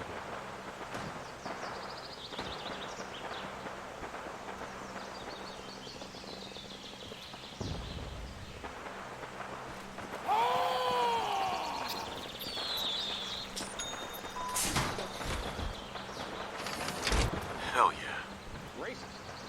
Offensive. Intolerant. Those are just a few of the words that people have used to describe me when they see me wearing this shirt. In fact, the extremely tolerant young lady that called me a total consumer. Hey, boy. Said that she wished I would die a slow and painful death. But none of that bothers me. What does bother me is when I see soy boy sissies and uninformed athletes or celebrities disrespecting our flag and our country. As Christians and patriots, our beliefs are under attack daily. From out-of-touch celebrities poking fun at our faith, to spoiled athletes disrespecting our country by kneeling to the national anthem. Meanwhile, the free speech of American patriots is being demonized at every possible opportunity.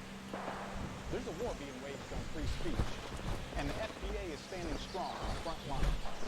In the face of enemies, both Ashes, go home. and domestic. Erin misses you. The Last Stand team is a perfect representation of our feelings on faith Hi. and country. I don't have time for you right now. I don't care. One of the millions of Americans who refuse to back down from their beliefs. Join the 60,123 patriots. Not victorious. We'll have you here. Thanks to Robert Jefferson from Uranium. Is that the Legion? Ad Victorium? Another victory for the Brotherhood. Okay. That have already purchased their Last Stand team. Click the link and get yours for just $1. Works for me. Here you go, Rosie. Ha! Found you! Why is the naked cowboy gonna have them? Area secure. Jesus. Something's out there. But don't worry. Over here! Over here! Quite the opposite. We're on a mission. A mission to build our community of patriotic Americans to over 1 million strong. In order to do this, we cut out the middleman, and we're printing our shirt right here in America. Quantities are limited for this Last Stand t-shirt. Run! Run away! No mercy! Let's do this. Standing down. The Last Stand tee is a must-have for all patriotic Americans. And if you love watching atheist snowflakes melt down as much as I do, they hate this shit. In fact, There you they are. hate it almost Needs as a much as when I go blast. on pony patrol. Mission accomplished.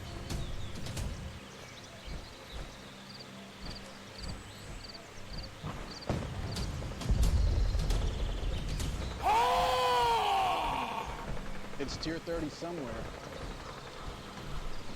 Strong will find you and smash you dead!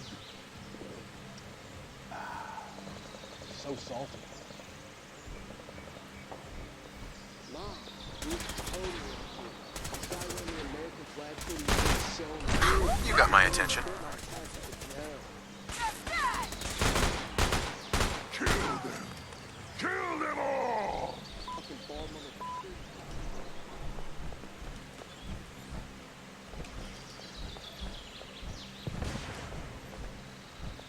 Israel is blocking Ilhan Omar and Rashid Tlaib from entering the country I really over don't their care. support for the boycott, Thank you, Ben divestment, and Shapiro. sanctions movement, also known as BDS. Now, interestingly, some people have said Israel was actually going to allow them in up until pressure from Donald Trump. And sure enough, early this morning, Trump did tweet out that Israel would be weak if they allowed Rashid Tlaib and Ilhan Omar to enter the country. My understanding as of now, in one of the stories, that Netanyahu is saying they will be allowed in for humanitarian reasons to visit family if that's what they choose to do. But essentially, there's concern that they're going to come to Israel to try and further the BDS movement. Now, here's the thing. There's always been this debate Everything okay, ongoing boy? between the left and the right and everybody else as to whether or not these women are anti-Semites or just critical of Israel. I have certainly talked with people who say it is not anti-Semitic to criticize Israel. For that, I agree. Based on the statements made by Rashid Tlaib and Ilhan Omar, I think they have gotten really close to being anti-Semitic. In their statements, I eat danger for they breakfast. actually made Tastes like overtly chicken. anti-Semitic comments. However, based on the company they keep and the people they support, I really do Well, believe what they have you don't been up like to? Jewish people. It goes beyond Israel, okay? And that's the big argument. You're criticizing Israel, sure, but there's a lot to dig through. And one of the big criticisms is, why always Israel? And that's a legitimate question. I gotta say, one of the things that annoys me more than anything else in the world are these like people like Ilhan Omar, Rashid Tlaib, and then they dance around the issue by saying it's just My Israel, pleasure. but then you look at who they hang out with and the conspiracy theories they push. It's a cruel and world. I think what they're actually doing is targeting Israel specifically because it's the only real story that Jewish people have. Was that a good game? My opinion, let's read the news, and I'll show you some of the legitimate criticisms and how I feel that, you know, they're actually, I actually think they're innocent. Now, the other question is, Are you serious? should have been barred. In that regard, I think honestly the answer is no. They should be allowed to come in. Look, Israel is one of the freest places in the Middle East. I've been there. Get lost. There's a lot to criticize Israel for, and I do think it's fair to point these things out. You can absolutely criticize some of the things Israel has done, and then you can Asshole. actually pro-Israel people do You're criticize going down. However, you know, that being said, I think barring them sends the opposite message. But let's figure out what's going on and why. And we'll start with a story from NBC News, and then I'm going to go through the history of some of the things they've said and why I really do think, you know, outside of Israel, whatever the criticism is, I think they're anti-Semites. I said it a million times, but let's read the news. Before we get started, however, head over to timcast.com/donate if you'd like to support the work. There's a PayPal option, a crypto option, a physical address. But of course, the best thing you can do is just share this video. Look, this is the big trending story right now. Israel, anti-Semitism, Rashid Tlaib, Ilhan Omar. And I know I will be likely demonetized and deranked for talking about it, even though it is the #1 U.S. trend right now. Everyone wants to know what's going on, and I'm going to go through it. And I'm going to get punished for it. So, you know, look, if you like the content I do, I need your help to overcome that deranking by sharing this video if you Let's read. They say Israel will block Muslim reps Omar and Tlaib from visiting the country, Deputy Foreign Minister says. The Democratic congresswomen have voiced their support for the pro-Palestinian boycott, divestment, sanctions movement known as BDS. So moving on, they say Israel's Deputy Foreign Minister said Thursday on Israeli State Radio, that the country had decided not to allow Tlaib and Omar to enter. The Muslim American lawmakers had been expected to arrive on Sunday. We will not permit someone who negates our right of existence in the world to enter the country, said Deputy Foreign Minister Zipi Patovali. As a matter of principle, this decision is very correct. Omar and Tlaib have previously voiced their support for BDS. Under Israeli law, supporters of the movement can be denied entry into Israel. So, I'm of the opinion that Israel should allow them in simply to prove the point about speech and freedom. But I understand. That's a load of bull. I also think this is kind of a stain on the Democratic Party, but the U.S. has always been very strong ally of Israel. What, that it? And the Democrats overwhelmingly support Israel as well as the Republicans. By all means, criticize Israel all day and night. Criticize the establishment Democrats, criticize the Republicans for their support. The point is, I say it's a stain, not necessarily trying to make the Democrats are worse off. What I'm saying, the Democrats Up yours. in favor of this are now starting to show Dead as can be. So maybe stain is the right word, but the point I'm trying to say is there is now a growing faction in the Democrats who are not pro-Israel, who are not interested in being allies, or actually interested in BDS, which diminishes the power up. Let's read on. Omar has also been accused by House Democratic leaders for promoting anti-Semitic tropes. That's probably where the stain is better placed. And in February, she was forced to apologize for controversial tweets about the pro-Israel lobby in the United States. In one tweet, she said money was driving U.S. lawmakers to defend Israel and that AIPAC, the American-Israeli Public Affairs Committee, was paying politicians to support Israel. Last month, Israel's ambassador to the U.S., Ron Dermer, told the Times of Israel that the country would not block their trip. Out of respect for the U.S. Congress and the great alliance between Israel and America, we would not deny entry to any member of Congress into Israel. Hell yeah. I think that's the more appropriate response. I don't think you look good by blocking them, but perhaps the goal is to truly send a message, which the Prime Minister of Israel has done. So in a statement, Prime Minister Benjamin Netanyahu has written on Twitter, "No country in the world respects America and the American Congress more than the state of Israel. As a free and vibrant democracy, Israel is open to critics and criticism, with one exception. Israeli law prohibits the entry into Israel of those who call for and work to impose boycotts on Israel, as do other democracies that prohibit the entry of people who seek to harm the country. In fact, in the past, the U.S. did this to an Israeli member of the Knesset, as well as to other public figures from around the world. Congresswomen Tlaib and Omar are leading activists promoting the legislation of boycotts against Israel in the American Congress. Only a few days ago, we received their itinerary for their visit in Israel, which revealed that they planned a visit whose sole objective is to strengthen the boycott against us and deny Israel's legitimacy. For instance, they listed the destination of their trip as Palestine and not Israel.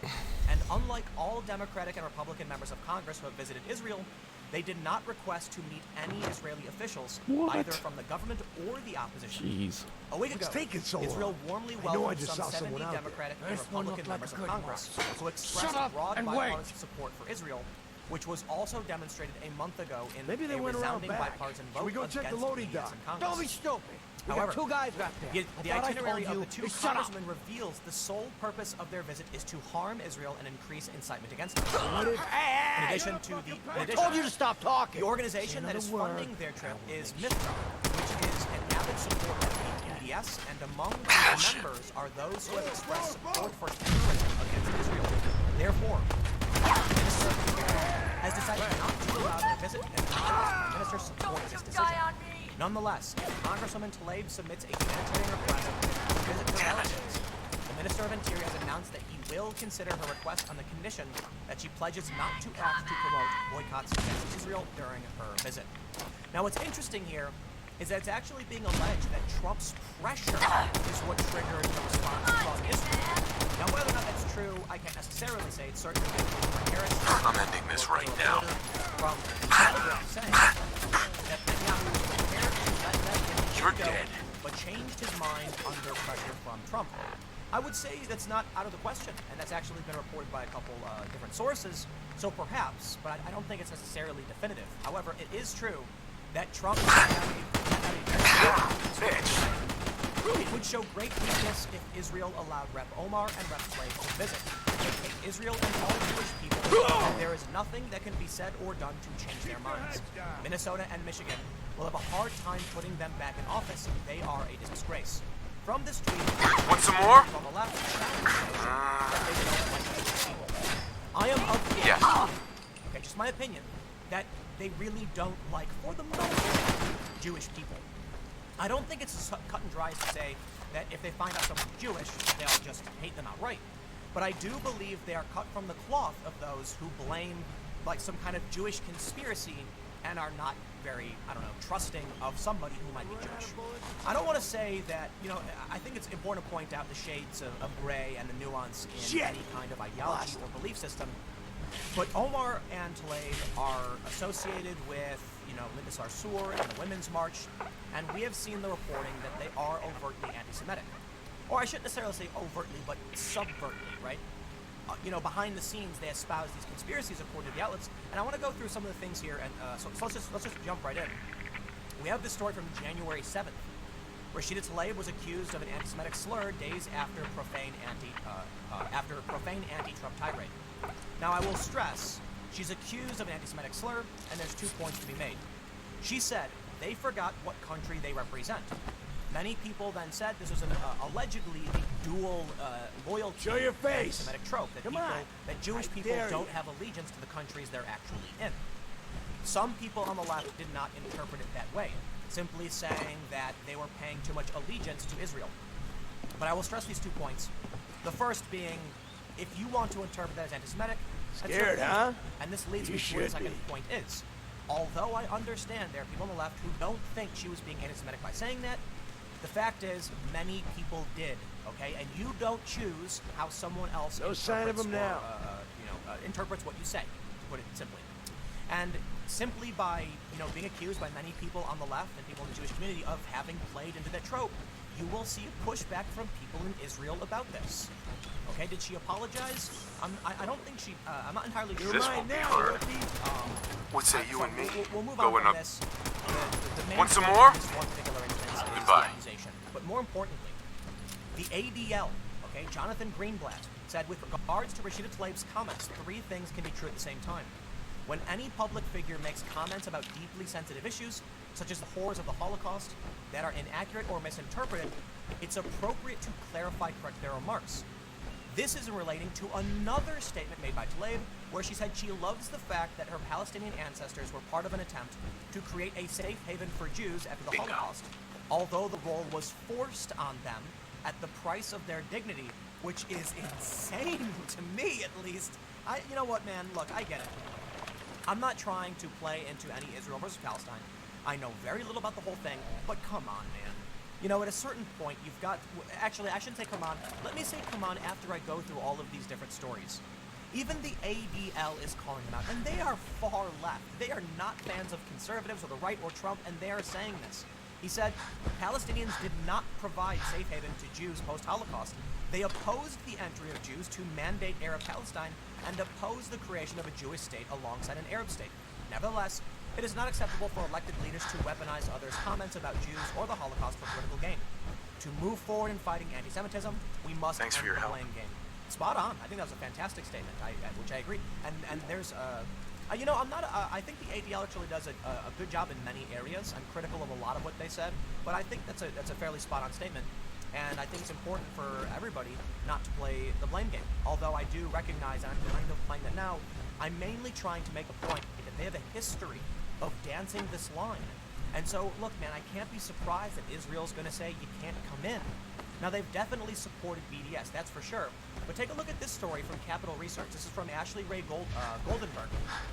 Rashida Tlaib follows anti-Semitic Instagram page, and I'm going to show this, and I know I'm going to get in trouble on YouTube for doing so, but you have to look at this stuff. Rashida Tlaib was following this, okay? It's the Israeli flag with a rat with a star on it. This is what she followed. Now, I'm not going to blame her necessarily for who she followed. There we go. But I do want to point out, you know, look, I follow a lot of people who are not good people, and she did too. And so, again, I'm not going to blame her for the post. No way I can pick this. But grains of sand in a heap. That's kind of the point I'm trying to make. So they say Nice. Tlaib's official verified Instagram account, which follows under 1,000 users, is following an account called Free Palestine 1948, a reference to the establishment of Israel. The Instagram page appears to post multiple times per day, while Tlaib does follow other pages that mention Palestine in their names. Those pages are private. Tlaib does not appear to follow any obviously pro-Israel pages. So here's the thing. For journalists and people in politics, I can understand why you would follow certain pages. The challenge here is the grains of sand making a heap. While I certainly don't think Rashida Tlaib should be faulted for following a different page that did this, with her rhetoric in the past, it's not good for the optics. Whatever. And at a certain point, you know, look, you've got to be aware of what you're supporting or following. I don't want to say she's supporting this, but I just mean in general. Now, I will stress, some people have highlighted the friends on Facebook of some of these people, these far-left Democrats, who are overtly anti-Semitic. So this story was carried also by the Washington Free Beacon, but I do think it's fair to push back a little bit and say, just because she's following them doesn't mean very much, all right? I certainly follow far-right, far-left accounts, so I understand it's hard to say. You know, I don't want to blame someone for following a different account, but I do think it would be I don't know, maybe condemn it. I don't know what to say, but I will push back a little bit. There is a lot of criticism of her for following an account. Take it for what you will. But let's move on and talk a little bit about Ilhan Omar. So, I just pulled up her Wikipedia page, and I'm not going to go through everything she says, but I do want to highlight one of the statements from Omar that I think crossed the line into anti-Semitism. While Omar has said many things that have been criticized for either being close to, or, you know, like the left has said she's just anti-Israel, and the actually I shouldn't say the left, but it's like progressives. The Democrats and the Republicans have criticized her, but it's this one particular tweet in 2012 where she wrote, "Israel has hypnotized the world. May Allah awaken the people and help them see the evil doings of Israel." This is completely anti-Israel. However, the comment, particularly the notion that Israel had, quote, hypnotized the world, was criticized as drawing on anti-Semitic tropes. The New York Times columnist Barry Weiss wrote that Omar's statement tied into a millennia-old conspiracy theory of Jews as the hypnotic conspirator. When asked in an interview how she would respond to American Jews who found the remark offensive, Omar replied, "I don't know how my comments would be offensive to Jewish Americans. My comments precisely are addressing what was happening during the Gaza war, and I'm clearly speaking about the way Israeli regime was conducting itself in that war."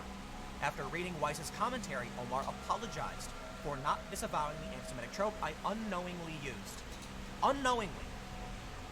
I'll take her at her word, but in my opinion, I lean towards I really don't believe it. I really, really don't. And I'll tell you why. From Legal Insurrection. Hours after joining the Congressional Black Jewish Caucus, Ilhan Omar expresses support for Linda Sarsour. Linda Sarsour has been, she is one of the leaders of the Women's March, and the stories coming out about the Women's March and the things they've said and believed are insane. Hey. Linda Sarsour and the other people in the Women's March, and the other people who associate with these. There's a good dog. They are very much like the New York Times and Talent Magazine have shown them, or has accused them, of pushing anti-Semitic conspiracy theories, and they even have statements where they talk about how the slave trade and these other Jewish conspiracies. So take a look at this. The Jerusalem Post has said Linda Sarsour whitewashes Ilhan Omar's anti-Semitism. Stand with us. Sarsour also excused Omar's anti-Semitic comments because Omar is Somalian-born and wouldn't have known better. So Linda Sarsour has absolutely come to the defense. We also have this story where, well, let me just read this. So this is the Women's March story from the New York Times. She said she was told by one of the march leaders that, quote, we really couldn't center Jewish women in this or we might turn off groups like Black Lives Matter. While Black Lives Matter is a diffuse movement, some activists have issued statements expressing solidarity with Palestinians under Israeli occupation. At one point, Ms. Rubel said she asked about the security for the march and was told by the leaders that the Nation of Islam would be providing it. They also go on to mention, I think it's up over the top. I guess we'll find out. Reference to Farrakhan as she said apparently he's like a goat, right? Which means, here we go, check it out. Miss Mallory, I believe this is Tamika Mallory, who is now co-president of the Women's March Group, has been criticized for attending an event by Louis Farrakhan, the leader of the Nation of Islam, who had been widely reviled for making anti-Semitic remarks. Miss Mallory has called Mr. Farrakhan the GOAT, or greatest of all time, on social media. The point I want to make, specifically here, is Linda Sarsour is one of the leaders of the march, but more importantly, how they directly equate Israel with Jewish. That's the point, okay? They say, we really couldn't center Jewish women in this, or we might turn off groups, because those groups are in solidarity with Palestine under Israeli occupation. The point I'm trying to make, the Women's March people, these progressive activists of which Ilhan Omar has endorsed and which they're associated, don't see the difference. They flat out said Jewish women would anger people because of Israel. I have a friend I was talking to about this, and they were telling me that there are absolutely left-wing activist groups. This is a very progressive feminist friend of mine. There are left-wing activist groups that blame regular Jewish women in America for what Israel does. They don't see the difference. Now, I don't want to say every left-wing activist. That's not what I'm saying. I'm simply saying, in my opinion, when you have all of these grains of sand from Ilhan Omar, Rashida Tlaib, from even Ocasio-Cortez, to an extent, right? She's not in the same field as what they're doing. But the association with the Women's March, the commentary from, or the reporting from the New York Times and from Tablet Magazine, we know that there's a group of left-wing activists for which these congresswomen associate, who link Jewish, the idea of being Jewish specifically to what Israel does, and have pushed anti-Semitic conspiracy theories. In one part of the story from the New York Times, they say, Ms. Rubel, a central organizer for the march, says she agreed that white women, including Jews, should grapple with their racial privilege. She put out a call for women of color to join the planning team and was connected with Miss Mallory and Miss Perez. At that first meeting, Ms. Rubel said they seemed to want